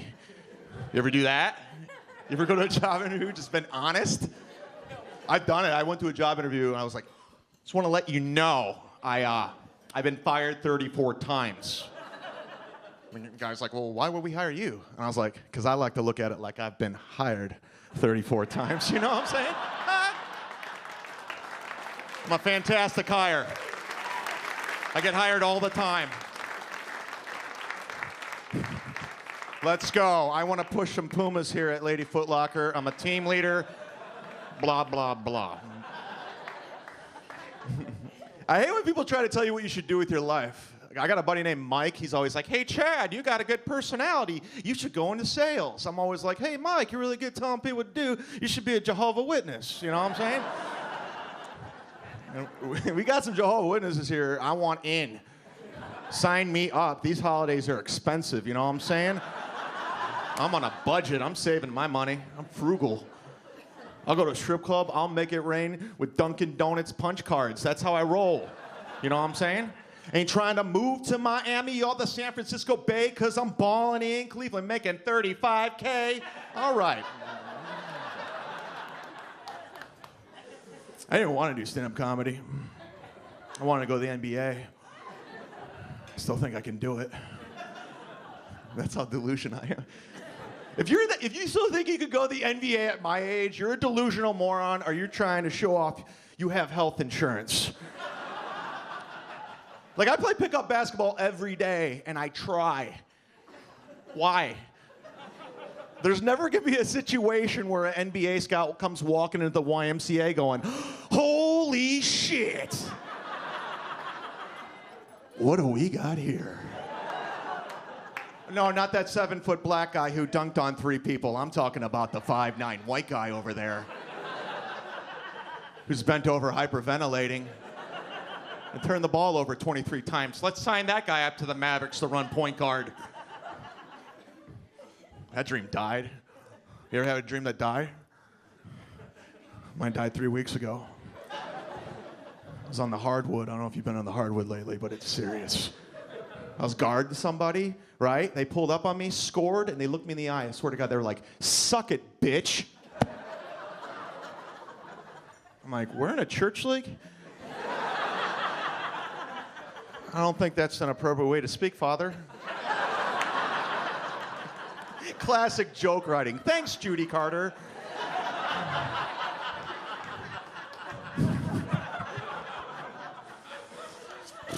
It's all downhill.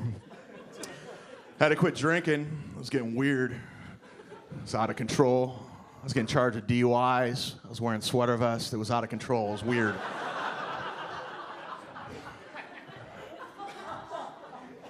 I got charged with a very public DUI 4 years ago back where I'm from. And then, I don't know if you've ever been charged with a DUI, but a lot of thoughts go through your mind. And I swear to God, the first thought that went through my mind is I was jealous of Justin Bieber. Stay with me. The Biebs, I don't know if you remember this, got charged with the DUI. He was drag racing in Miami in a Lamborghini with a supermodel. And he was smiling in his mugshot. I think I'd be smiling too in my mugshot if that was my life. That sounds awesome. I got charged with the DUI doing 10 miles per hour in Cleveland, Ohio, in a Chevy Cruze with an Arby's beef and cheddar. Brownie face mugshot. Even though I don't drink, I think everybody should drink as much as they possibly can at least one moment in their life. Take it to the limit, could save your life. Yeah, I have nothing to back that up with, but I have a story. 4.5 years ago, I drank as much as I possibly could, and I was at a strip club. I was in the woman's restroom. I was making out with a naked woman who did not work there. I'm pretty sure that's loitering. I don't know what it is. It's bad business, I'll tell you that right now. That's like if you go to a Quiznos and there's a guy in a Subway uniform giving away $5 footlongs in the bathroom. It's bad business. So I'm making out with this lady, and a bouncer guy comes walking in. He's one of those diehard bouncers. He's always wanted to be a bouncer. You know that guy? Well, he wanted to be a cop, but he has a criminal record, so now he has to be a bouncer, right? Right, shaved head, goatee, kind of looks like he's Stone Cold Steve Austin, but he's 5'7", big muscle, small penis, probably a racist. I don't know. So he walks in, he sees me, he's like, "Hey, pal, you're not supposed to be in here." And I'm drunk, and I'm like, "Sorry, man, my bad, I didn't know." And he's like, "What's your name?" And I'm like, "Chad Zumach," like that's gonna do something. And he's like, "No, it's not. Your name's Todd. I know who you are." And I'm so drunk, I'm like, "It is?" And he goes, "Yeah, and you owe me a lot of money for that cocaine, you son of a bitch." I'm like, "What?" Throws me up against the wall right when he's about to punch me in the face. I swear to God, walking into the restroom was NBA legend Dennis Rodman from out of nowhere. We're both going, "Is that Dennis Rodman?" Rodman, without hesitation, says this. He goes, "Hey, you put him down." Like the Lord sent Dennis Rodman on my behalf. Like he's my guardian angel. Like he's my Michael Landon from Highway to Heaven. He's there to save me. Without Victor French. So actually, this happens. I wake up the next day. You ever wake up the next day after you've been drinking, you're just trying to piece stuff together? You're like a hungover Columbo going, "Did I really drive from Canada to Florida? Did I see Dennis Rodman? I don't know." No one's gonna believe this story. I'm never gonna tell it. Until 4 months later, I'm at a mall. I see a woman with a baby and a man. The man kisses her on the cheek. She walks away. I'm like, "How do I know this woman?" I walk up to her. I'm like, "Excuse me, ma'am, how do I know you?" She turns around. She goes, "Ah!" Like she just saw Patrick Swayze in Ghost, or Patrick Swayze now. Either, a lot of Roadhouse fans. That's fine. Nobody puts baby in a corner forever. Love Swayze. Anyways, she's like, "Ah!" I'm like, "Sorry, ma'am, I didn't mean to scare you. I thought I knew who you were." She goes, "Yeah, you do." I'm like, "Oh, okay." She's like, "And that night in that hotel room with you and that stripper and Dennis Rodman, that's not who I am anymore. I'm a wife and I'm a mother." So now I get confirmation Dennis Rodman was there that evening. Turns out I may or may not have had a gangbang with a stripper in Cleveland, Ohio with Dennis Rodman, and that's when I was glad I drank as much as I possibly could, because you don't want to remember a gangbang with Dennis Rodman. That guy does not play by the rules. Thank you so much. My name's Dave Chappelle. Thank you, John Cena. Live from the Gospel Gotham Comedy Club in New York City. Michelle Ballin is taking the stage when we return. Stay tuned for more laughs on Access TV.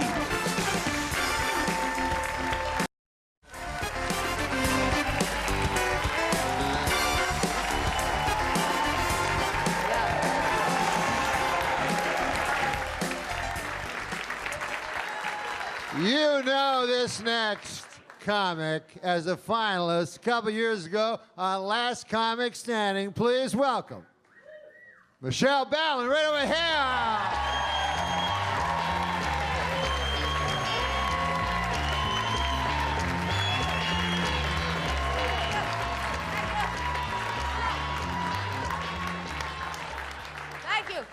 Thank you, Norm. Perfect, perfect.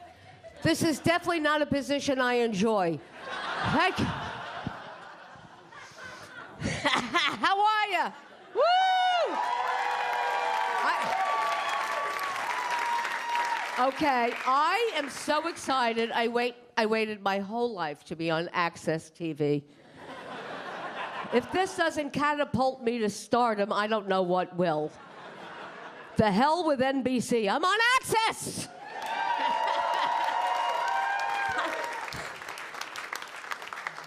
You know, I feel good about that, but I gotta tell you, I don't know. I was leaving my house, and I had a rude awakening that I don't look as good as I once did. Happened to any of you? You're all too young. You don't know what the hell I'm talking about. I'm changing my clothes in my apartment, and I was in such a hurry for this that I didn't, you know, I was taking my shirt off, and I didn't pull my shade down, and the guy across the way pulled his shade down, so... I'm like, motherfucker. And then I couldn't find my cell phone. You know that when you can't find, that's the beauty of cell. Like, where's my phone? Where's my phone? Where's my phone? I was on my phone looking for my phone. Have you done that? I can't find my phone. I don't know where my phone is. I told this young kid I had a home phone. She looked at me like I had 9 heads. A home phone? Why do you have a home phone? So I could call my cell phone.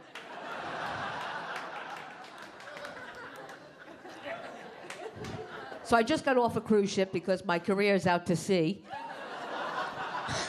I'm the longshoreman of comedy. It's great. I don't know if you've been on a cruise. I was on the biggest ship. I'm not saying it's that big, but it had a Sam's Club is all I'm saying. This ship was 7,000 passengers. In 1 week, we used 85,000 eggs. 85,000 eggs in 1 week. All I could think about, somewhere, there's a chicken. Go, I can't do this anymore. My uterus is on the ground. I need a vaginal reconstruction. I'm the slut of chickens. It spoils you. I don't know if you've ever been on a cruise, but there's food everywhere. There's food everywhere. So even if you don't know what you want to eat, because you know how it is, I don't know what to eat, you go in and it's there. You have Indian, pizza, God knows what crap. And then you get home. I got home, I'm so spoiled. I'm in my kitchen with a tray. You see anyone from the Philippines here? Anyone?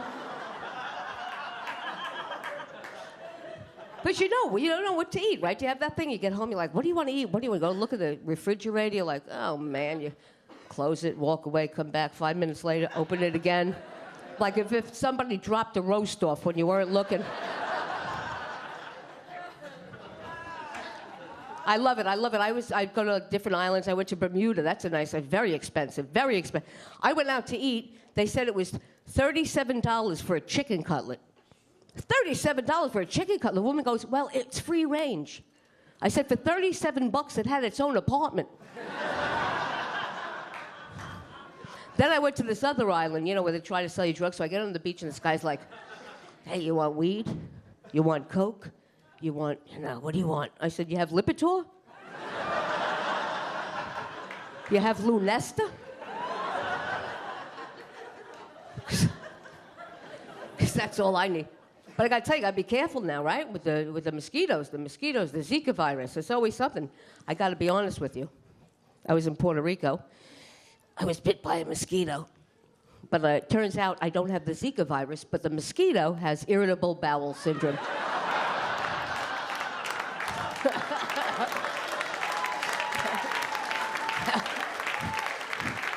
And it's probably depressed. But You know this terrorist group, ISIS? I think they are the mosquitoes, don't you? We don't know, and every year these mosquitoes come with a new disease. Those are the ISIS terrorist group, are the mosquitoes, I'm sure of it. I'm thinking, how are we going to find ISIS? We don't even know who they are. Who are these people? It took us 12 years to find Osama bin Laden, 12 years, and where was he? Home.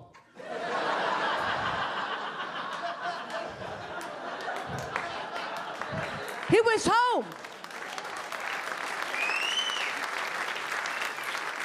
I'm like, in 12 years, we didn't think to knock, to call. There was not one Jehovah's Witness in Afghanistan. There was...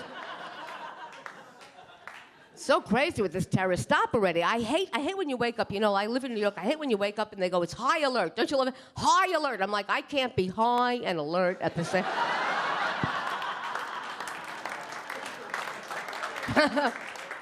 I'm either high or I'm alert. Pick one, okay? I tell you, I do get to travel, though, doing the cruises. I was in Greece. Greece is great, man. You know, when I was a smoker, if you smoke, go to Greece. Everybody smokes. The dogs, the mannequins smoke. Yeah, there's the dogs going, ruff, ruff, you know. I was the biggest smoker, I just quit smoking. I quit smoking. Very nice for me. Now I want to kill myself, but I quit. My clothes smell so good, you know, in the closet because I can't fit into them, but they smell good. I had to stop because in New York, cigarettes are $15 a pack. Did you know that? Heroin's cheapest, so I switched. I feel pretty... Yeah. I feel good. You can't smoke anywhere anymore. I read that this woman got arrested for smoking in her car. Read this. Arrested for smoking because she had a kid in the car. A cigarette. Arrested. Is that extreme? I think it is. Because when I was a kid, my mother and father would smoke in the car with me and my little brother with the windows rolled up. The car was so smoky, I don't even know how we saw where we were going. That's how smoky. My father would pull over, open the door, puff of smoke, me and my brother get out like a magic act. Woo! My mother took me to a doctor that smoked. You know, doctors used to smoke. The doctor and my mother are going, sitting there, and the doctor looks at me and goes, I think she has asthma.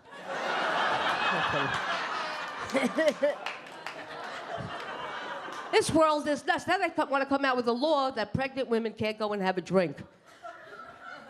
Are you kidding me? When my mother was pregnant with me, she smoked, she drank, she touched raw chicken with her bare hands. And look, I don't look so bad for 30.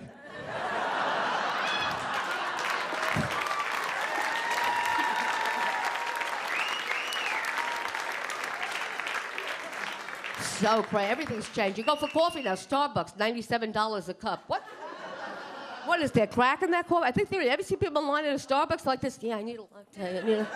Yeah. I'm online at a Starbucks by my house, I swear. So I'm online, and there's a white couple in front of me that adopted a Chinese baby. And the woman looks at me and goes, I don't think we're going to tell her she's adopted. I said, oh, well, you better tell her how she turned Chinese. Then she goes over and orders decaf espresso. Decaf espresso. That's an oxymoron, ladies and gentlemen. That's like going to a drugstore. Can I have some of those non-drowsy sleeping pills, please? I hate when they make me tired. I'd like that with the KY powder. You have it? How about those fishnet condoms? They're effective. How about those time-released antidepressants? You got those? They came out with time-released antidepressants. Time-released antidepressants. Okay, what kind of roller coaster ride is that? So you walk around and go, oh my God, I'm gonna kill myself. No, I'm not. I'm so unhappy. Not anymore. Anyway, you guys have been great. My name is Michelle Ballard. Thank you so much. Thank you.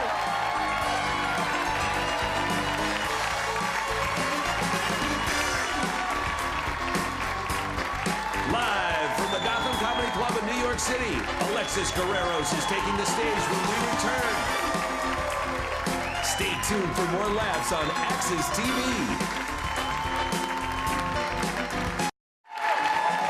Welcome back to Gotham Comedy Live. More great stand-up coming your way starting right now.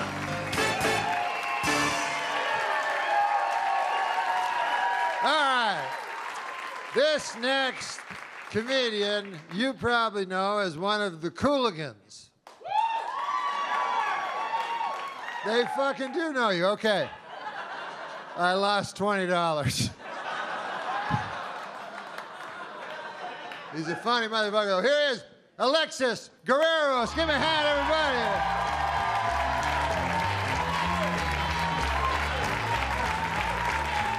Thank you.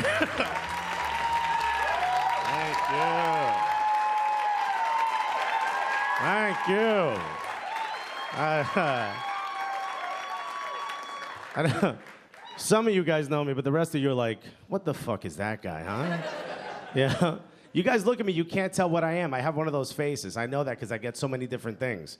I get Italian a lot, you know? I don't know if it's the hair or this stupid deli accent that I have, you know? Sounds like most of the last words of my sentences are gonna be provolone. You know? It actually is. I order a lot of sandwiches, okay? Also, when I say provolone, it's sexy. Provolone, you know? Right? You guys say it, it's like provolone. You're like, ugh, get that out of my sandwich, you know? It's disgusting. When I say it, it's sweet. It's like one of those like light FM letters, like, hey, Stacy, Dan misses you. Provolone. Yeah. You're in your car, you're like, they're getting back together. Yeah. I'm not Italian. I get that a lot. I'm not Italian. I get Puerto Rican a lot. I think it's just because I'm from around here, you know? Yeah. I'm not. Not Puerto Rican. The third one, this is the one I get the most. I get retired cop that opened his own bakery. I get that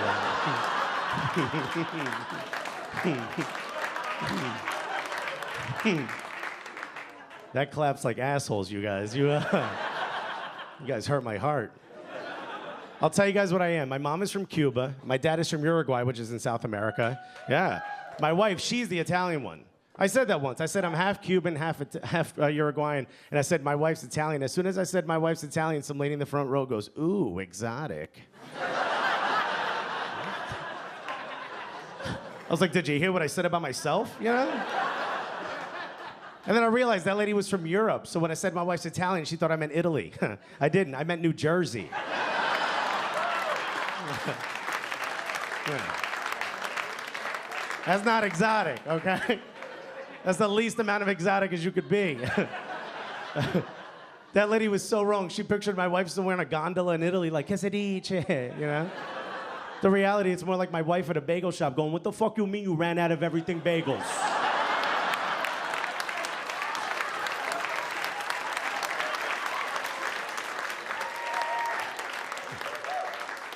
Just dip a plain bagel in some seeds and shit and give it to me, okay?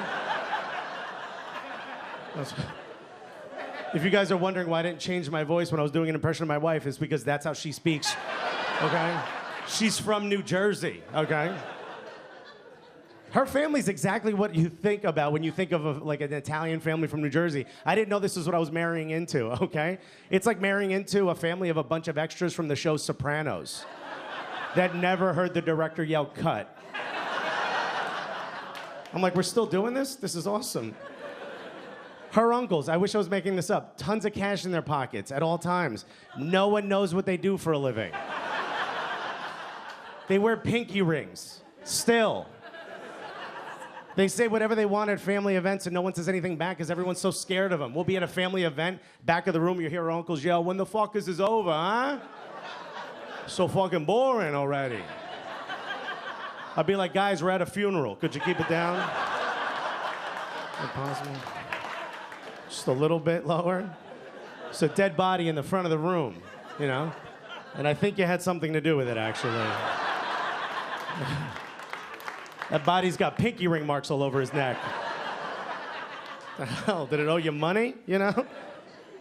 Her one uncle, Vinny, again, I wish I made that up. He came up to me once. By the way, I was like, why are you talking to me? I'm scared of you too, okay? He comes up to me, puts his arm around my neck all tight, and he's like, I hear you doing stand-up. I was like, yeah, if you let go, I can continue. You got a vice grip on my neck.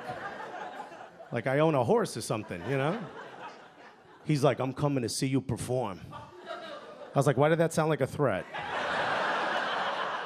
I was like, I don't think you're using the right tone. He's like, you want to talk to Tone? I was like, no. No. No. I was like, Vinny, when are you coming? He's like, I don't know. Great. Yeah. Yeah. I'm definitely going to be comfortable every time I'm on stage looking in the shadows for some guy in a tracksuit. Great. Great. Perfect. That's exactly what I want. You guys can relax. I saw some of you turn around. He came last week, okay? Relax. You owe somebody money? Chill out, you know? At the end of the show last week, I walked up to him. I was like, hey, Vinny, did you have a good time? He goes, yeah, fucking comedy, eh?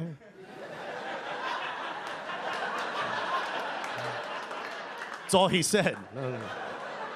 I was like, dude, I don't know if what you just said is good or bad. But I feel like I owe you money, okay? Please tell me if I owe you money, because I will go in my wife's purse and get it for you. However much you want. She has a good job, you know? I was like, dude, Vinny, yes or no, did you have a good time? He's like, yeah, you were funny and everything, but I thought you told me your comedy was about honesty, huh? I was like, whoa, Vinny, everything I said is true. He goes, yeah? How come I didn't hear you do one joke about how much you love to suck dick? I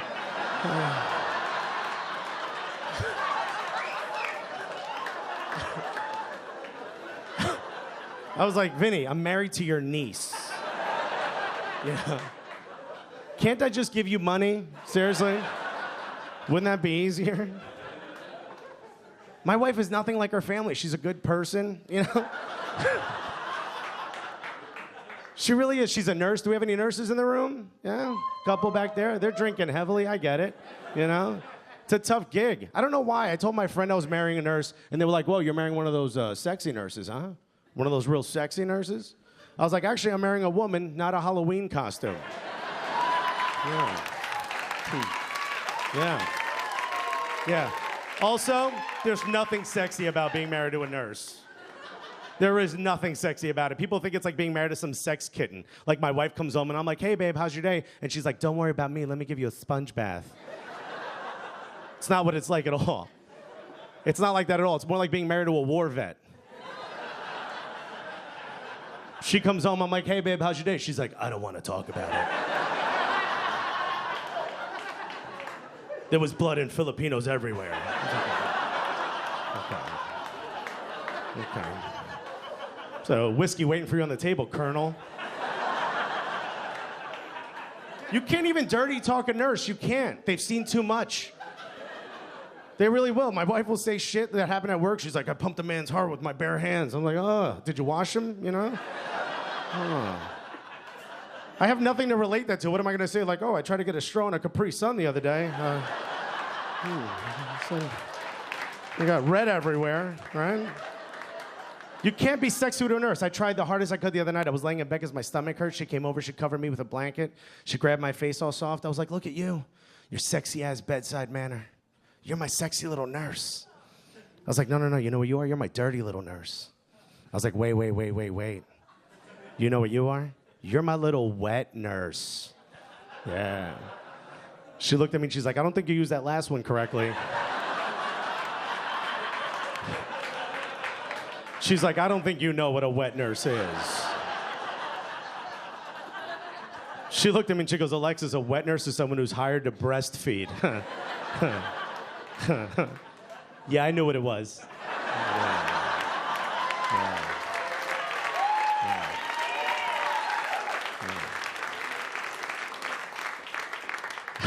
I make fun of her and I make fun of her family a lot, but I shouldn't because she at least has a family. I grew up in Newark, New Jersey. I don't know if you guys have ever bought heroin before. Yeah. It's a tough place, all right? Grew up without a dad, obviously. There's no dads in Newark, okay? None. We all used to watch Full House. That was fantasy TV for us, okay? There's 3 dads on that show. There's one in the living room, one's in the kitchen, one's upstairs. Every door you open, there's a dad here? Is that where they all are? Can we get Jesse? He looks Latino. Get over here, you know? Grew up without a dad. None of my friends had dads. When I came to New York and I met a friend who also grew up without a father for a totally different reason. His dad was a firefighter who died during the attacks of 9/11. I didn't know that. When he told me that, it really touched me, you know? He told me when he turned 18, he received over $1 million from life insurance in the city of New York. He said he'd give it all back to spend one more day with his dad. Yeah, it really affected me. It got me thinking, like, if I could go back in time and change the course of life for just one person, I'd go back and convinced my father to become a firefighter.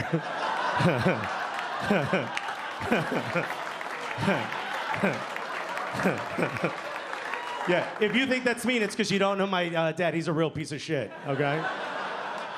Like, if you called him that, I'd be like, you know him? You know? But if he was a firefighter who died during 9/11, you called him a real piece of shit, I'd be like, hey, watch your mouth. That man was a hero. That's why I named my yacht after him. And if you keep talking like that, I'll never let you on the SS, real piece of shit, okay? Thank you very much, guys.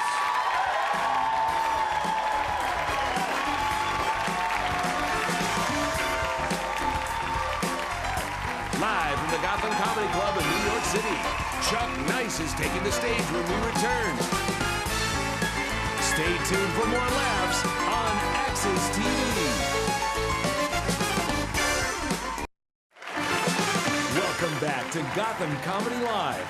More great stand-up coming your way starting right now. All right. Welcome back to Gotham Comedy Live. Hey,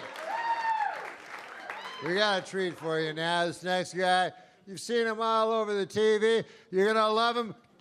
Give him a hand. Chuck Nice, right here. Chuck Nice. Come on now, folks.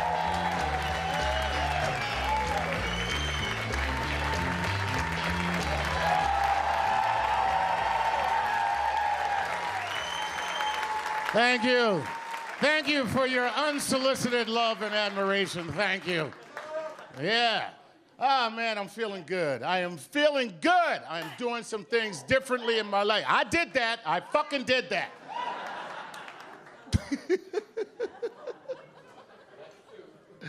Oh, it's my telepathy. Just calm down. Doing some things differently in my life. Going to the gym. I am working out. I do not suggest it. I don't know who thought of this, but I will tell you a better plan than going to the gym. Wake up at your appointed time. Put on some brand new gym clothes. Procrastinate. And then around 5:30 p.m., you say to yourself, oh, wow, it's too late to go to the gym. I guess I will go to a bar instead.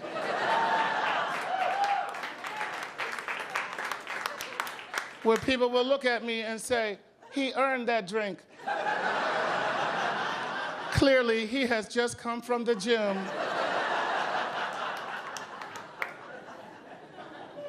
Something psychological happens to me at the gym. I don't know if it happens to you, but I'm drawn to one machine. I work out on the same machine every time I go to the gym. Even if the gym is empty, I go to the same machine. And I think it's not just me, because there's a little skinny white woman who works out on the treadmill in front of me every time I'm there. And she's so skinny, I don't even know why she works out. Seriously, seriously. That's her.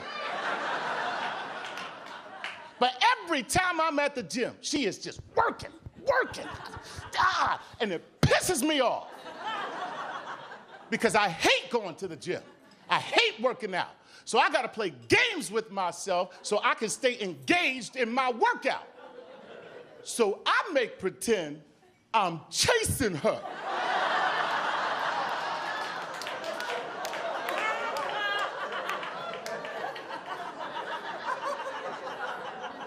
So she's on there, and I'm behind her.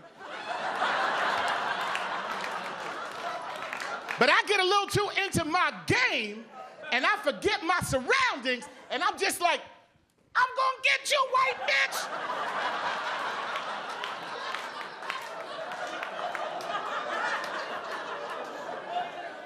Which is probably not the best thing to scream out when you are ostensibly chasing someone from a stationary position.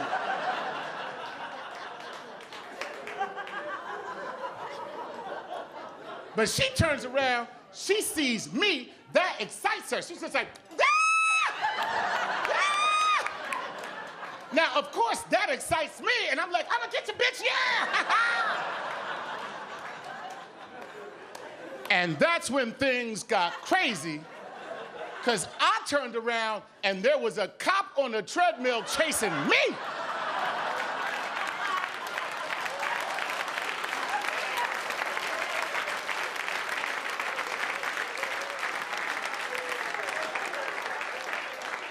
So now I go to a different gym. I'm so glad we could have fun with those stereotypes. Thank you. Traveling, of course, as your comedian, you travel a lot. I just got back from South America, where things were very scary for me. I got bitten by a mosquito, and it freaked me out because I watched the news. I watched the news, and I'm convinced of two things. One, I am pregnant.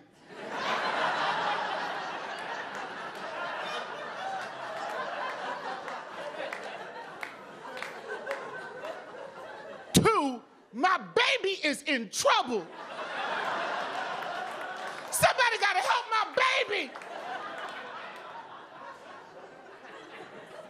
Because, see, that's what the news does, right? That's what the news is about. All they want to do is scare you. Anything they can do to scare you, that will keep you watching, which is why a virus is a beautiful thing. A little microscopic organism that we cannot even see. Oh, what a wonderful thing to scare you with. Oh, and they do it all the time. Remember N1H1? Remember that? It's a flu virus supposed to wipe out 1/3 of the world. 1/3 of the world. I was like, oh, my God, we're going to die from the alphabet and some fucking numbers. Don't even spell anything. How'd he die? I don't know. He couldn't spell. Then last year, it was Ebola. Remember that? Oh, my God. The news, they lost their mind on Ebola. Ebola came to New York City. We had one case, and the guy didn't even have Ebola. He just knew a fucker with Ebola.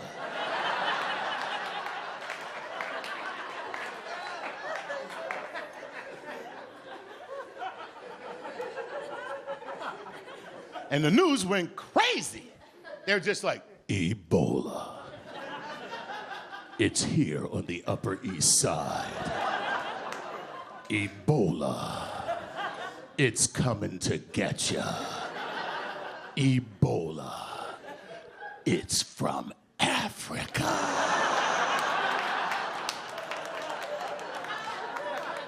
And people were like, ah! Big bad black scary disease coming to kill me. Oh no, not Ebola. No, not Ebola. Oh my God. I know a girl named Ebola. That bitch is crazy.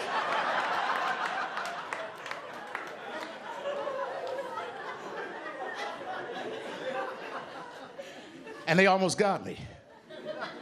But then I did a simple little Google search on Ebola, and I found out what most people will find out, which is, unless someone vomits on you or shits on you, which from what I understand is extra.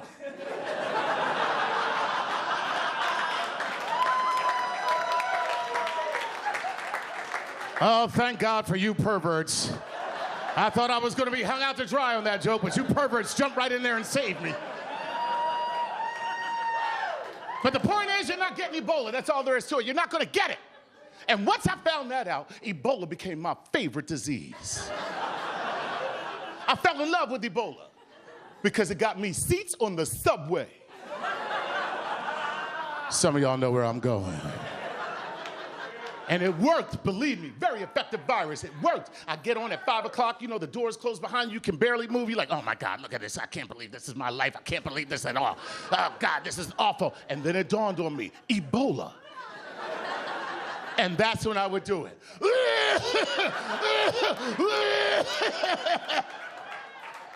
Look, I scared the shit out of this white guy right here.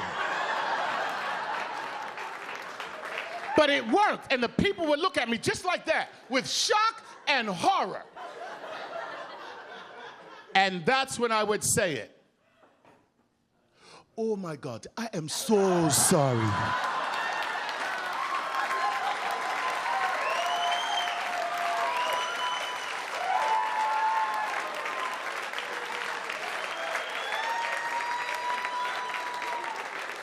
Please forgive me. Even though that was unforgivable. See a doctor soon. I didn't get a seat. I got a whole damn bench. I lay down and take a nap. Hey guys, my name is Chuck Nice.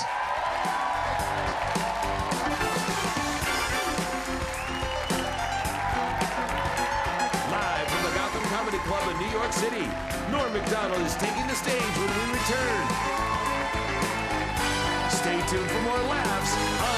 is TV. Yeah, folks, it's been wild. Hey, let's get the comics out there. Come on up, huh? Unbelievable, unbelievable, unbelievable. You're all right. Hey, it's Chad Zumon. Here he is. Michelle Ballin, huh? Alexis Guerreros and Chucky Nice right there. You guys have been great.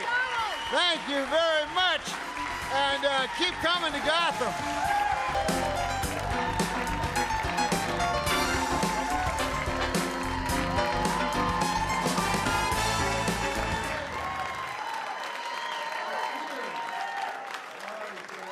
The next time I watch a WNBA game will be the first time I watch a WNBA game. A lot of people talk about stand-up comedy nowadays. To say the art form has become very popular over the last 5 years would be an understatement. However, if you talk about stand-up comedy long enough, there is one name that is bound to come up through sheer tyranny of will. His name is Norm Macdonald. Norm Macdonald. Norm Macdonald. Norm Macdonald. Who is Norm Macdonald?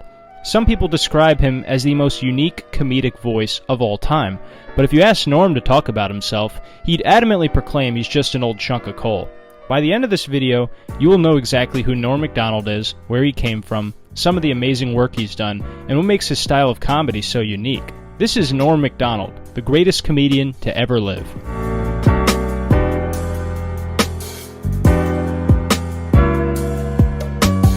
On October 17, 1959, Norman Jean Macdonald was born in Quebec City within Quebec, Canada. His father, who owned a doghouse, was Percy Macdonald, and his mother was Fern Macdonald. He also had an older brother named Neil Macdonald, who was born 2 years before him. Both of his parents worked as real heroes, and by that I mean they were English teachers. Norm attended Quebec High School when he was a young man until his family moved to Ottawa, Ontario.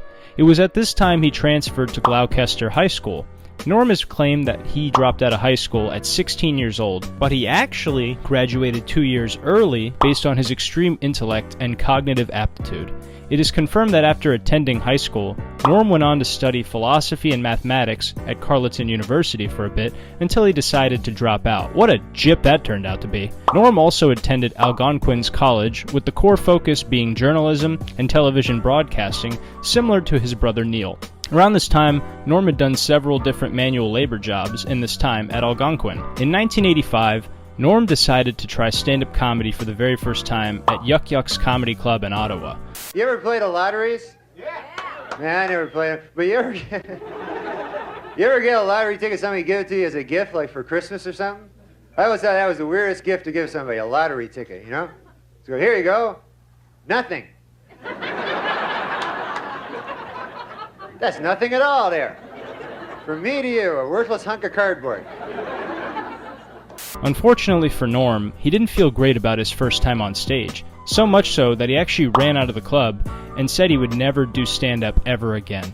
Thankfully, the club's owner, Howard Wagman, had convinced him he had talent for the craft and that he should come back and continue to improve. After Norm continued to do spots in Ottawa and saw his stage presence and confidence continue to grow, he found himself regularly appearing at amateur nights at Yuck Yuck's Comedy Club. So getting down here, I got a lift down here because I don't know how to drive. You know, I can't drive. I gotta get my license. You know, gotta get my driver's license so I can go. You know, I can have ID and stuff. You know, because I have no good ID.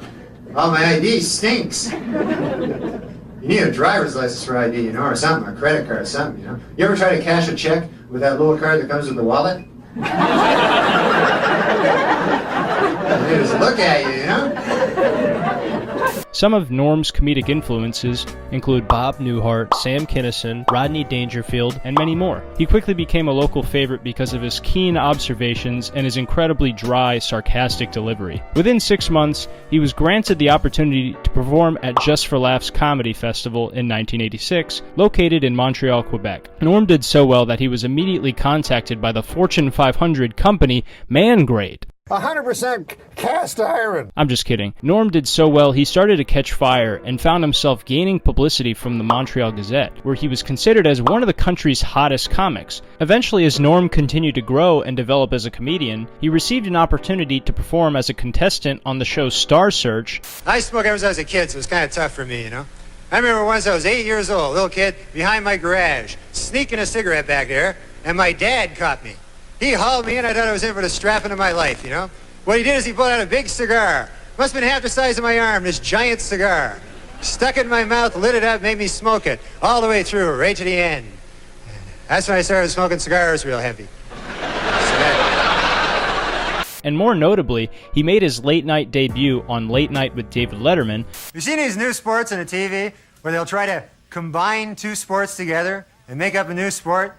You know, like a guy will run a 100-yard dash and then fish.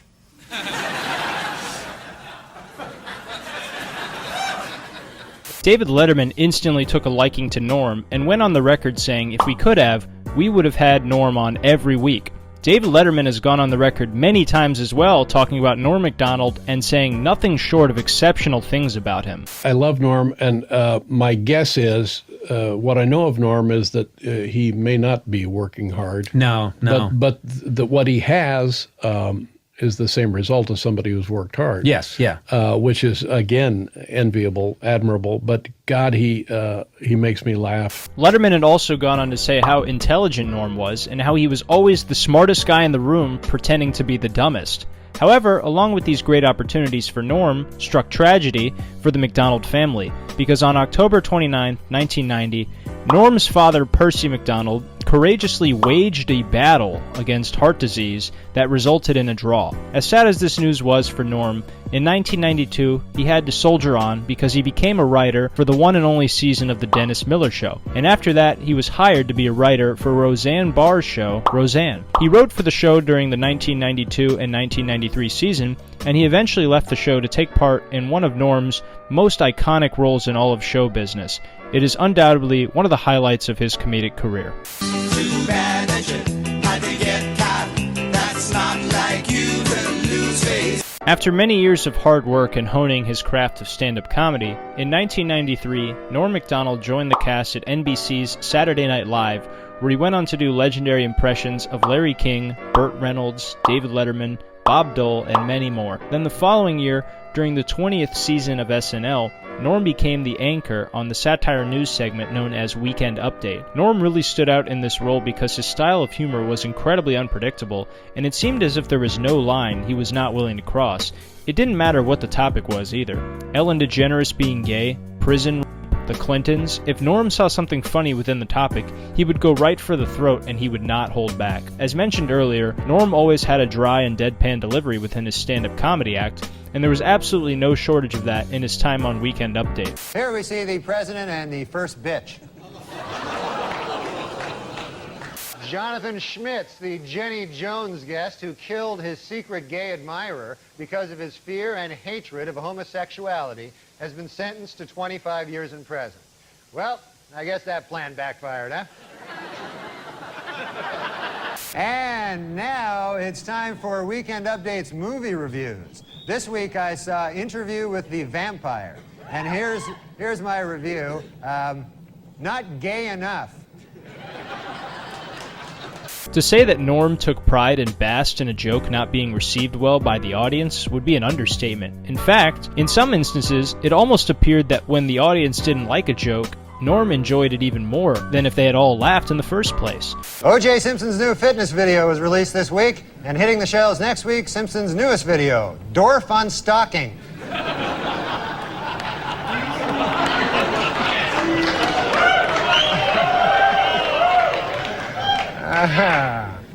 The crowd is torn.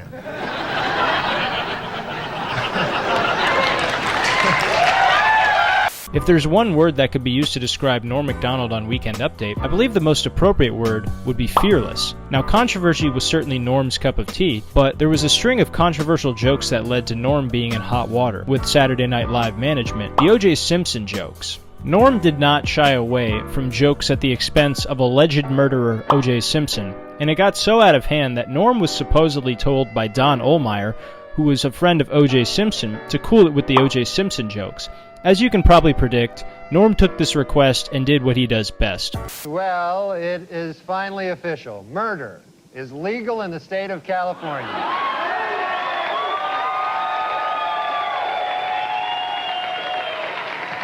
Meanwhile, in Washington, Mayor Marion Barry praised the verdict as, quote, wise and just. And he called upon people of all races to please get him some crack.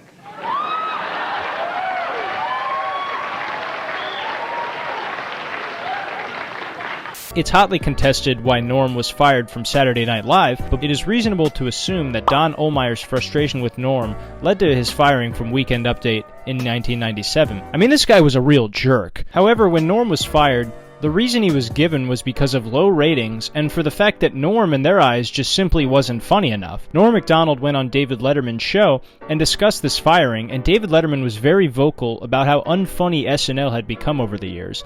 No, you didn't get fired. Yeah, they fired me. No, they didn't fire you. No, I'm serious. I talked to a guy that said I'm fired. This guy, Don Ohlmeyer, who turns out to be the president. Yeah, now I know Don Ohlmeyer, and Yeah. just between you and me, he's an idiot. Oh. So he goes, oh yeah, I'm firing you there from the show. And then I said, oh, that's not good. Yeah. And then I said, why is that now? And he goes, oh, you're not funny. Yeah. And then I said, oh, Lord, that's even worse news, you know? Norm also discussed his firing on The Howard Stern Show, where Howard Stern echoed a lot of the criticisms that David Letterman also said. To further support the theory that Norm was fired for the OJ jokes, Jim Downey, a longtime writer for Saturday Night Live, was credited for writing a bulk of the OJ jokes that Norm read on Weekend Update, and he was also fired at the same time that Norm was. Whether or not this was a coincidence is still up for discussion, but a sizable portion of comedy fans tend to lean towards the idea that Norm was canned from Weekend Update for the constant jokes about OJ Simpson. However, Norm stayed on as a cast member for a while, and he adamantly disliked performing in the show's regular sketches. Then on February 28, 1998, performed in one final sketch before his exit from Saturday Night Live as a whole. After Norm's exit from the show, he eventually shot a movie called Dirty Work where he was the lead actor, and this was Norm's big movie. Things got extremely petty because Don Ohlmeyer ordered NBC to not air any advertisements for Dirty Work out of retaliation for Norm's appearances on the David Letterman Show and the Howard Stern Show because he viewed it as disparaging to their brand. Luckily, Ohlmeyer's boss at NBC, Robert Wright, took issue with this and reversed the order immediately. Norm, to say the least, was furious about Ohlmeyer's conduct towards him, calling him a liar and a thug while insisting he had no ill will towards him and that the only people who took shots at him were Stern and Letterman. After all this, the Saturday Night Live debacle had come to a halt, or so the Germans would have us believe. In October 23, 1999, to the surprise of everyone, Norm Macdonald was invited back to Saturday Night Live to host the show. From what you've heard about Norm thus far, I think you know where this is going. I couldn't say it better than Norm, so let me just play part of the monologue for you. When the people here asked me to do the show, I gotta say, I felt kind of weird, I don't know if you remember this, but I used to actually be on this show, They fired me because they said that I wasn't funny, But now, this is the weird part, right? It's only a year and a half later, and now they asked me to host the show. Because a year and a half, let's face it, is not enough time for a dude to learn how to be funny. Then it occurred to me, I haven't gotten funnier. The show has gotten really bad.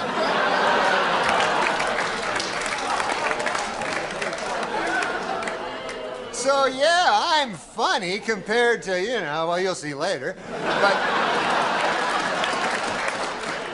This marked a legendary moment in comedy where Norm once again demonstrated his fearlessness and his ability to be cutthroat while also keeping the crowd laughing the entire time he does it. After this monologue, Norm Macdonald became infamous, and it truly felt like he was on top of the world of comedy. So sad that you're not as smart as you thought you were in the first place. I mentioned Dirty Work in the previous section regarding the Saturday Night Live drama, but the movie itself was a very special time for Norm in his career. Dirty Work was a film about Norm that was shot by dear friend and comedian Bob Saget, and this is one of the first movies where Norm had played a significant role. Before Dirty Work, the only other movies we had seen him in was Billy Madison and The People vs. Larry Flint, so this movie was the turning point for Norm's career and led him to becoming the biggest movie star in all of show business, or so the Germans would have us believe. But seriously, this was an awesome movie for Norm Macdonald and Artie Lang, and it also ended up being a special moment for them because it was the last film that had featured Chris Farley, one of the funniest men who ever lived, who passed away in 1997. Dirty Work ended up being dedicated to Chris and his family. When it came to acting in movies, Norm would always say, So anyways, he goes, I put you in a movie, man. I need a guy to... And he was going to give me a big part. Right. So I was like, no, don't do that. Like, I can't act. And he's like, don't worry about it. I go, seriously, Milos, I don't want you to give me a big part. But besides that, he had always found himself being an extra in Adam Sandler's movies based on the fact that Sandler is a big believer in making movies with his friends that he finds funny, many of whom include former SNL cast members such as David Spade, Chris Rock, Rob Schneider,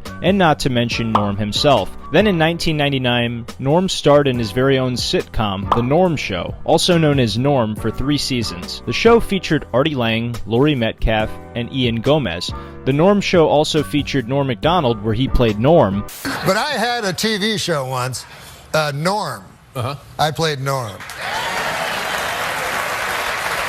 Now I have him on my show, The Norm Show. I played Norm. And the character he plays is a washed-up hockey player that has a severe gambling addiction. Norm took this role very seriously and gambled for many years to perfect his craft and become the best actor he could for this role. Despite only airing 3 seasons, The Norm Show was very well received by viewers because of the sarcastic wit and dry humor displayed in typical Norm Macdonald fashion. However, the show struggled to maintain a constant viewership based on the network's decision to constantly shift the days and time slots that new episodes would air. This lack of consistency with network scheduling led to a decrease in ratings and viewership, which ultimately led to the show ending on April 6, 2001. Probably the worst tragedy to ever take place in the year 2001. Reminds me of that other tragedy. Where they took down the towers? Yeah, all the stories came crashing down, you know. A lot like when we tried to write on The Norm Show. We couldn't... We try to write stories and it all come crashing down.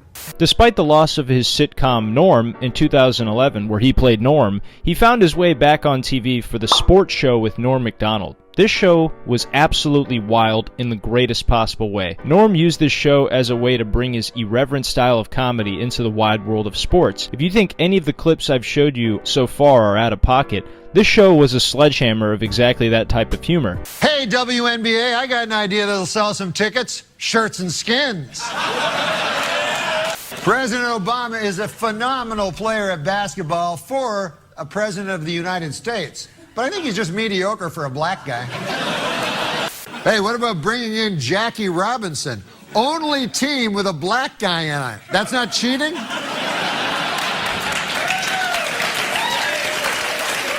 A show including monologues, interviews, and sketch comedy, the show exemplified Norm's style of comedy perfectly: dry, razor sharp, and undeniably hilarious. The show had incredible ratings and a very dedicated fan base. However, the show only lasted 1 season. This decision to cancel a seemingly successful show came as a surprise to many. It must be the curse of the Doors. I must say, for an old chunk of coal, this guy had a really lucrative acting career.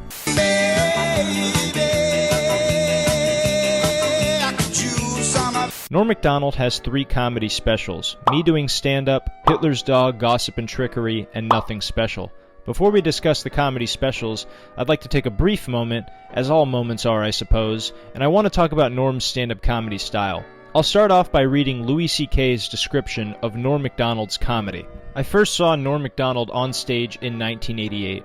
I was 21 years old, and he came to headline a club in Boston where I had been doing stand-up for 3 years. Me and my friends had heard about him, so I went to check him out. Within 2 minutes, I was astonished by how goddamn funny he was. Just blown away. I laughed harder that night than I had in my life. I remember my comedian friends and I just sat and talked about him for hours after the show. I went back to see him 5 times during the week he was at the club. He instantly became my favorite comedian, and in 30 years since, he's never stumbled far from that rank. Every time I see or hear Norm, he's doing something new and better than the last time. He gives me a new favorite comedy bit. The last thing is that there is not a single other comedian like him. He falls into no genre or category, just comedian. I seriously fucking love Norm Macdonald. Please buy his book. He probably needs the cash. He's really bad with money. Louis C.K. Louis really nails what makes Norm so special. When you talk about other comedians, you can usually put them into a category. When it comes to one-liner comedians, you can name Jimmy Carr, Mitch Hedberg, Anthony Jeselnik. Or if you talk about observational comedians, you can name George Carlin, Bill Hicks, Louis C.K., or Louis Black. These comedians are deemed similar because of the category their comedy falls under, but Norm Macdonald is simply an enigma. There's no other comedian that you can categorize him with. He's irreverent to the point where he basically invented his own niche of comedy, and it's a truly special thing. All three of Norm's specials are incredibly funny and brilliant. Today I will just be talking about me doing stand-up, undoubtedly one of the greatest comedian specials ever recorded. Norm opens this special and wastes no time before getting into material about death. He takes this incredibly grim topic and makes these observations about the way we fear our own death and how ridiculous it truly is. Within seconds, he's absolutely lighting up the crowd when the subject is something that all people find a bit troubling. I think actually scientists should kind of look into that whole death thing because they seem to focus on diseases. And I don't give a fuck about them because, the guy go, hey, we fixed your arthritis. And they go, I'm still going to die? They go, yeah.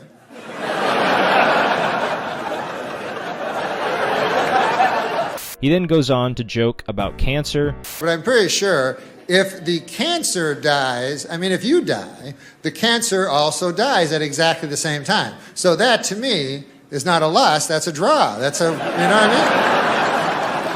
mean? It's not like fucking the cancer's gonna jump up and go, I'm fucking Uncle Bert's wife. Where is he? The news. Now listen, man, I like the news. You guys like the news? I always watch the news, and I'll tell you something about the news. I don't understand it. But it's for some reason I watch it. How he would murder a woman. What I would do, and I would never, ever kill a lady in cold blood. I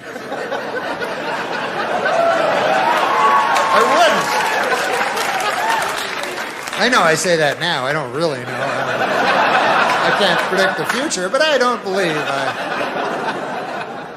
Alcoholism. He has the disease of alcoholism.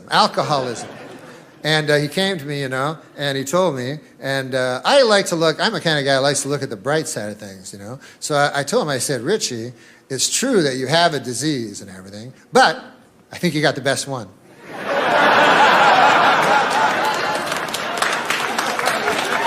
Tiger Woods. That the world's greatest athlete over there, Tiger Woods, you're telling me that guy, that super handsome, charismatic dude, likes to lie down with ladies? I don't buy it. I don't buy that for 1 second. And last, but certainly not least, O.J. Simpson.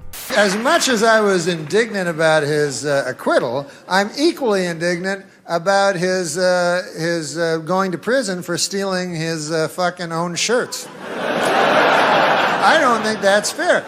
I would go into greater detail about the jokes, but I don't want to ruin it for you. I'd recommend checking the special out yourself. The entire thing is available on Spotify for audio and YouTube. Norm demonstrates his ability to tackle taboo topics with some levels of observation, sarcasm, and irreverence that he has always been known for. This type of comedy is what made him such a unique comedic voice and why he's so original in his act. If you'd like to watch the other two comedy specials, Nothing Special and Hitler's Dog, Gossip and Trickery, they are available on Netflix, and you will definitely love them if you're a fan of anything Norm.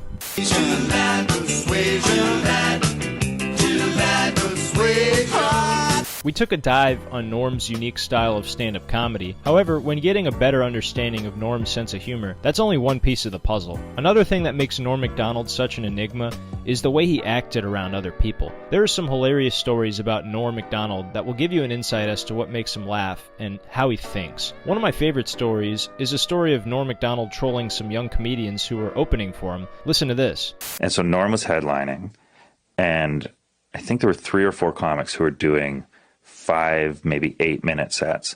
And at that time, it was all the material they had. They were new comics. And okay, I've polished off my set. I got these jokes. And now I'm going to go out with this guy who's a great headliner, and we're going to do this big corporate gig. And so at the gig, as they were starting, Norm off the top said, I'm just going to go out there and kind of warm up the crowd, you know, do a little teaser, and then you guys do your sets and I'll come back. So Norm went up and apparently did everyone else's material. Did all the, is this the story? Oh did my all their God. jokes. And what I loved is what I was told to me. They're like, first off, those are the only jokes we had. But the worst thing about it is Norm's jokes were better. Like our jokes were, he had 3 hours and he was going to do an hour on this show. So he was only doing it to fuck with them. So Norm went up before his openers, stole their jokes, then they all had bad sets just for Norm to close the show and kill. On top of that, they rode in the same bus after the show. I mean, who the fuck does that? I don't know anyone else who would do that, but it's absolutely hilarious. Another hilarious story is the time Norm Macdonald hosted the YouTube Awards show with Jenny Slate and Kasim G, and just made a complete mockery of the entire thing. Here's a few of my favorite parts of it.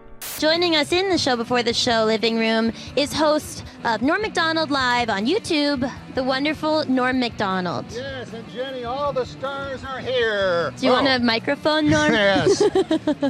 Is that my tree? What a disaster. Jenny, all the stars are here. It's true. Beardy Man, Claude Racine, Dax Flame, Betty Fine, You got it. and Raphi Fine. All the stars You really keep up with all that are stuff. here tonight. Oh, yes. Harley Morenstein is here. We're joined by the talented trio called the Lonely Island. Yeah, Who you will know be what I on the call big. them? What do you call them? I call them Sandberg and the other couple of fellows. The Mind Squad. See your face? Oh yeah, it's me with a huge fat fucking face. Yeah, I didn't want to be the one to say it. Yeah, I've been having a lot of trouble. My doctor, he said he's not a very nice guy. He said, open your mouth and say oink. Yeah, you need to get better insurance, Norm. Insurance? He was calling me a fat pig. Well, I mean, nobody's going to disagree with him. Oh, Kasim. I'm sorry, Norm.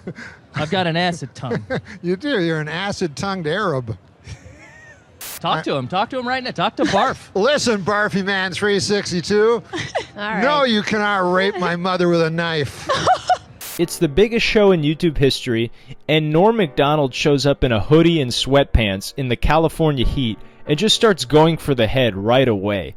Fucking hilarious. I don't know whose idea it was to have a YouTube event hosted by Norm Macdonald, but it went so badly for them it reminded me of that tragedy.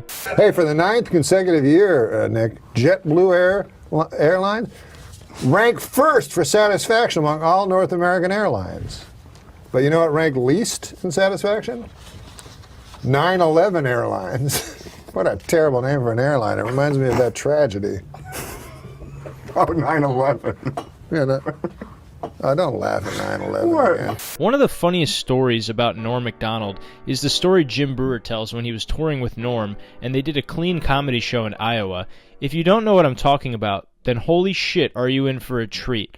We get to the gig and is packed. And they go, now listen, there's kids here and there's students and alum and the dean and all these people here. So That's the worst. they're like, yeah, clean. I get it. No worries. Norm goes up. I'm not even exaggerating. The first thing he says, he goes up, he goes, It's like, I'm preparing. I'm like, this is going to launch my career. Are you kidding me? This is going to be huge. I'm going to be all... he goes, fucking, where the fuck are we? First person to even curse. Right? I went, oh, shit, he cursed. And he goes, so if you're gay, would you rather be the ass guy or the dick guy? This is what he starts off with. So I go, Daryl, you gotta come see this. And he's going, and he won't stop. He's like, 'cause if you... Undoubtedly, one of the funniest Norm Macdonald stories of all time.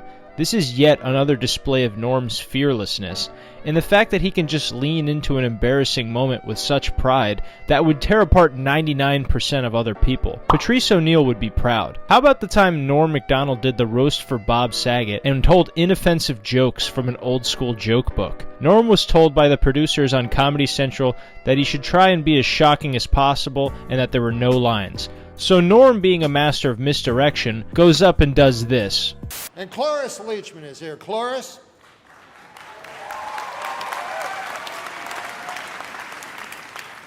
Cloris, if people say you're over the hill, don't believe them. Why, you'll never be over the hill, not in the car you drive.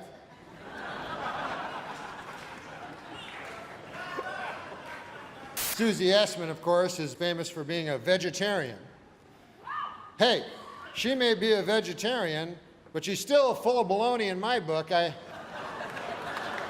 What an absolute madman. There's so many great Norm stories in existence, but I will only share one more, and it's my absolute favorite. One time Artie was doing a theater gig for Norm in San Francisco, and I'll just let Artie tell the story. Norm just loves torturing people, and he does it in the most brilliant way. Right. He comes up to me and goes, listen, man, we're in fucking San Francisco. No gay shit.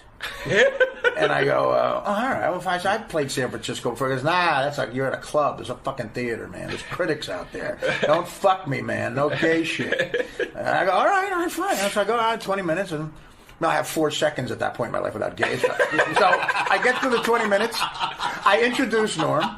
Norm walks out, and I'm listening from the back. Before he says, good to be here, you're a great crowd, nice to be here, the first thing that comes out of his mouth, hey, how about that AIDS? He goes, I read all this bad shit about AIDS, but then I read that AIDS doesn't discriminate. And that's kind of nice. I was howling laughing the first time I heard that story. It would seem that Norm has like a metal detector that allows him to sense what would make someone the most uncomfortable, and he goes right for whatever that is just to make himself laugh, and we're all just there to enjoy the ride as well. Things like this might devastate another comedian's career, but Norm uses it as a way to further build his audience around doing what he believes would be the most entertaining. It would seem Norm was trolling other people before the internet was even invented. If you think these stories are funny, I'd highly recommend checking out I'm Not Norm on YouTube. He posts all the content regarding Norm, and these stories, among many others, can be found there.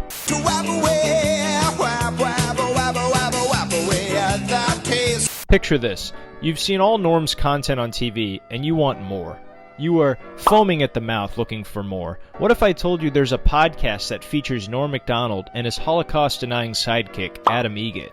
You'd probably go down to the rope store and rickety stool store right away. Seriously though, that brings us to Norm Macdonald Live. These podcasts are hilarious. Additionally, there are episodes on Netflix titled Norm Macdonald Has a Show. However, a lot of fans of Norm claim these episodes simply do not raise a candle to the episodes that can be found on YouTube. Norm Macdonald Live is vintage Norm Macdonald with an additional element. Some fucking douchebag whose face looks like a cunt. Adam Egget, the booker of the world-famous Comedy Store, acts as Norm's sidekick in this podcast, and he takes the bullet a lot of times to allow Norm to make an incredibly funny point. He says, I love this podcast. It was great to see Norm Macdonald back, and Super Dave was the perfect choice as first guest. Lose the douchebag. He's talking about me. Well, we don't know if he's talking about you. He's clearly talking about me. He is talking about you. He will also be a punching bag for the guests that Norm brings on the show, and the guests on the show do not disappoint. The show usually runs the format of a regular podcast, except for towards the end of the show, Norm will pull out a stack of blue cards that all have jokes written on them, and they will read the jokes for the folks at home. This is the section where we do jokes. Do you want to read one? Just read into that camera for the folks. The first episode went live on March 26, 2013, with the guest being Super Dave Osborne. This episode was full of memorable moments. One of my favorite moments is when Adam asks Super Dave where he gets his ideas from. Adam had a question he wanted to ask you about your comedy. Yeah, I've been chomping at the bits to ask this one. I've been thinking about it all week. Norm told me to come up with some questions for you, and I've just been dying to know, where do you get your ideas from?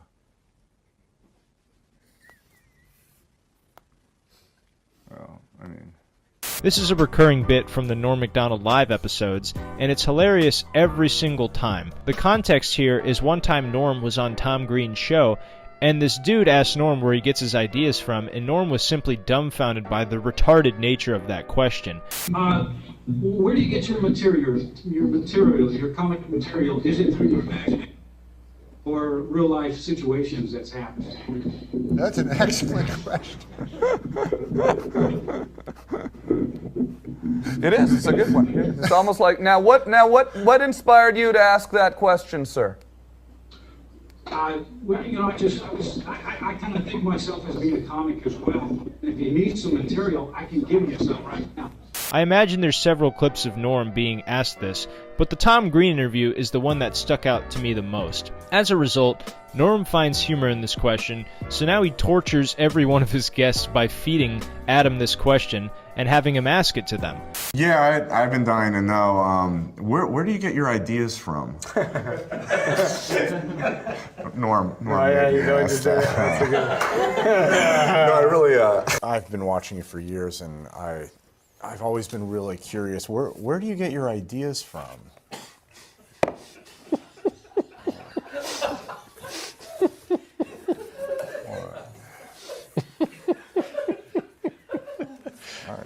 I think it's been really a thorough interview. I always wanted to know where he got his ideas from, but I think Never been asked that before. Where do you get your ideas from?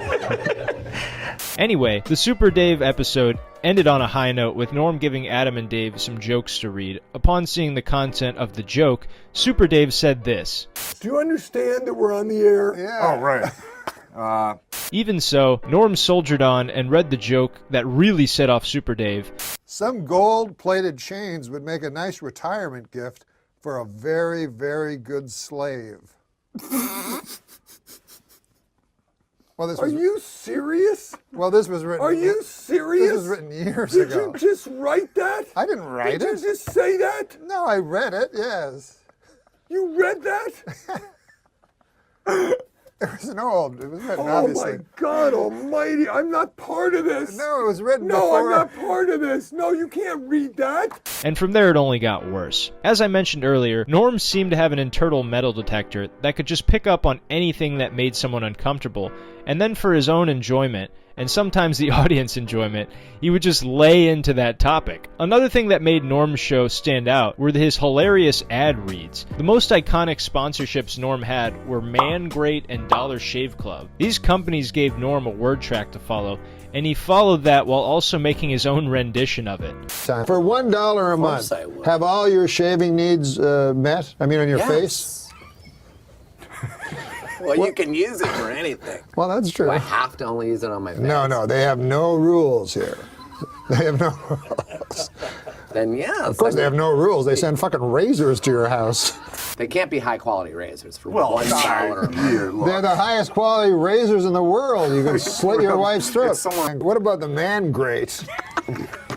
Is that like a genital cleanser? No! No, my God. You can put chicken on this or steak. That's not that unique. No more dry meat. What do you think of that? Good. You want your meat juicy. Oh, come on now. Don't make it sound like a fucking fat, plumpy, delicious cock. There's more fucking facts about the Man Great than about Nick. Chicken, steak, has never tasted so good.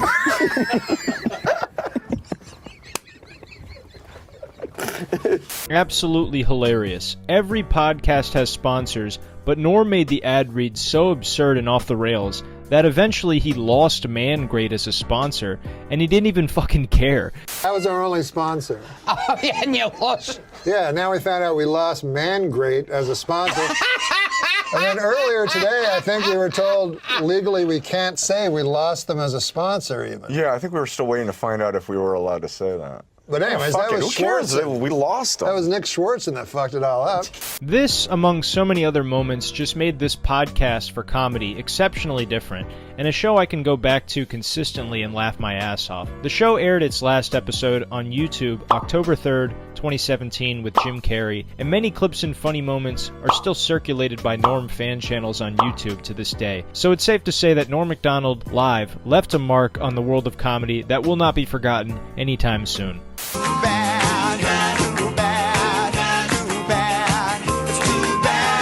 David Letterman and Conan O'Brien have very different styles when hosting their late-night shows, and very different personalities. one thing they have in common is their love and admiration for Norm Macdonald, and that's for a good reason. Norm has made some of the most legendary late-night appearances to ever be seen on television. Many of these moments are still talked about by comedians today. A lot of comedians briefly tell the hosts of the show what they're going to talk about when the camera is rolling. This usually consists of some bits of material they really like, or some true stories they think people would really enjoy to hear. However, Norm was often very coy to reveal what he would talk about. And then when the cameras were rolling, he would tell a completely fake story with a punchline at the end that would waste everyone's time, but by the end of it you were laughing your ass off and wanting more. I also love Norm Macdonald because he comes on and his stories are all invented. None of them are real. They're all old farmers' daughters jokes. And he pretends he'll come on. I'll say, "What's up, Norm?" He'll be like, the other day I was walking down the road and a pirate comes up to, I'm like, "What?" Yeah, a pirate comes along and he's got 3 pigs with him. One of them is wearing a hat, one's got a pipe, and then it's just... This was the superpower that Norm had whenever he was on a late night show with any host, and Conan describes it in this way.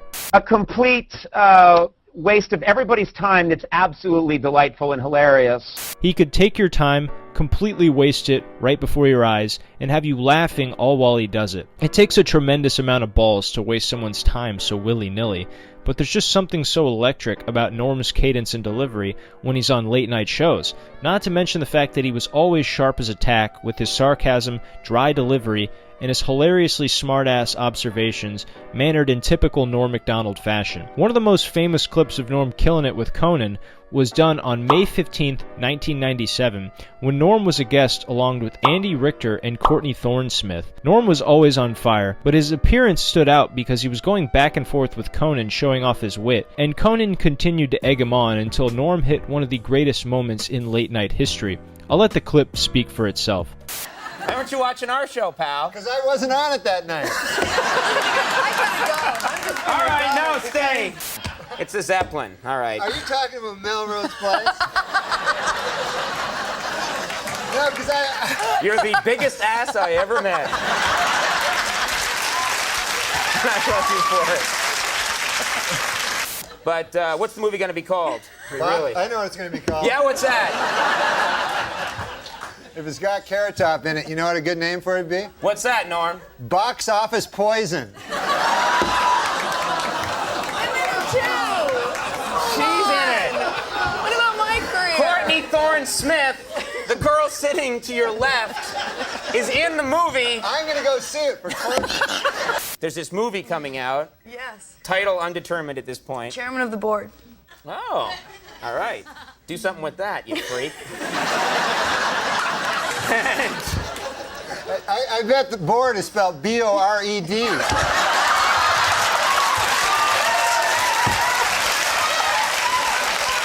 Thank God we have the internet, so this legendary moment will live on forever. Another great moment was the time Norm told the moth joke. A lot of people argue that this was Norm at his very best on Late Night with Conan, and I really can't decide what I like more. The moth joke is a simple one-liner joke that Norm turned into a horrific story of a man's life crumbling mixed with Russian names from a Dostoevsky novel. I'm not going to show you the whole clip, but I'd highly recommend you go enlighten yourself and watch the Norm Macdonald moth joke in its entirety. A moth goes into a podiatrist's office. A moth goes into a podiatrist's office. Right? You are correct.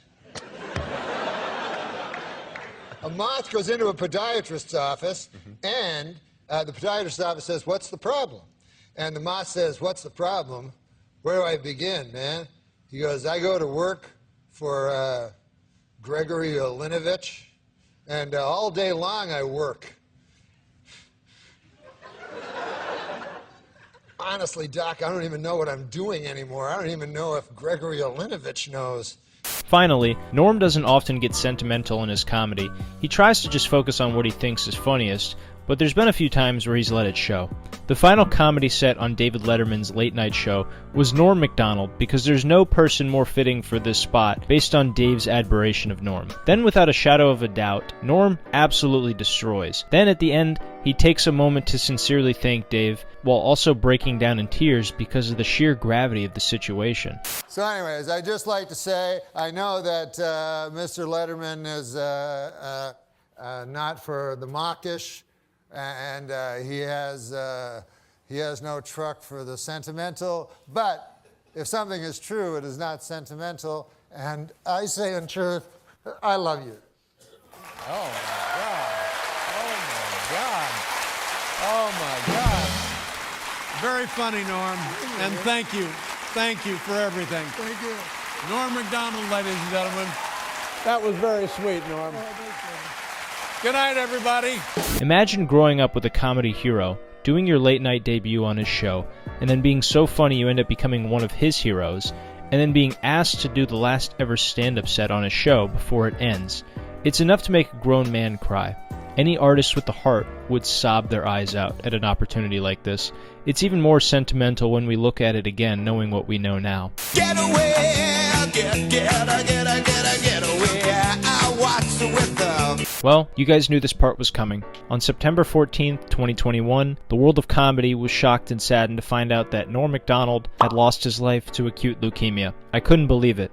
I couldn't believe O.J. Simpson changed his name that quickly to acute leukemia. Norm's death is certainly the saddest thing to happen in the month of September. Alright, I'll stop. But the day I found out about this news, I was genuinely heartbroken. I don't really care about a lot of celebrity deaths, but this one was different. Many comedians shared this reaction to Norm's death. 2 weeks ago, he texted me, "How are you? What are you doing? Are you doing stand-up?" And I answered him with, much too many words. And then I didn't hear back. And then last week,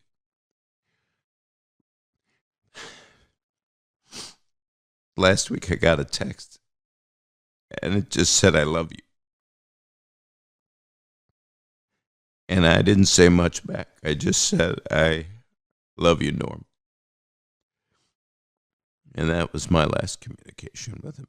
But when you're telling little one-liners, you're kidding me. No! We just found out that Norm Macdonald passed away. Oh, my God. I love Norm Macdonald. He's young. And there it goes. I don't know what to say. Me either. That was breaking news, but you'll know now when you listen to this when we recorded it. Norm had been battling cancer privately for almost 10 years. He didn't tell anybody besides close friends and families because he didn't want him and his comedy to be viewed differently. And to me, that is just so damn precious. For over 30 years, Norm dedicated himself to the art of comedy and misdirecting his audience. He spent decades mastering this ability. You expect a vile and shocking joke, he gives you a silly joke. You ask him to lay off the OJ jokes, he gives you 30 of them back to back. You expect him to say something funny, and he makes a sincere and profound statement that rocks your entire world and warms your heart. Norm is a master of observation, timing, cadence, quick wit, and he used all these tools to become the greatest comedian to ever live. On top of all that, Norm is also just a deeply thoughtful human being with a heart of gold, and his energy would always light up the room. And he didn't have a fucking lighter, nothing like that, but he was just special. There's just no other way to put it. If you're sad the way I am, take this bit of advice from the man himself. Take all the love you have for Norm and his comedy and give it freely to all that you meet. Norm will look down upon each and every one of us and be proud. This has been Norm Macdonald, the greatest comedian to ever live. Hey everybody, I just wanted to start off by saying thank you so much for watching this video to the end. I really wanted to make this video as good as it could be, and I think it turned out very well. And if you could like the video and subscribe to the channel to see more future documentaries, that'd be awesome, because I think I will make more videos like this in the future. I just wanted to make this video to really highlight what made Norm Macdonald so special to me and what I think makes him so special to other people. I'm a young stand-up comedian, and seeing a guy like that just go up there and do what I want to do one day and make people laugh in the way that he did, make people smile the way that he did, is just a magical thing, and nobody can take that from us. And it's just really cool to see. And like I said, I really hope you guys enjoyed this video, because in the beginning it was my little project, and you know, now it belongs to you. And I really hope you guys enjoyed it. So once again, make sure you like the video and subscribe to the channel, and I hope you guys have a great rest of your day. God bless, and take care of yourselves.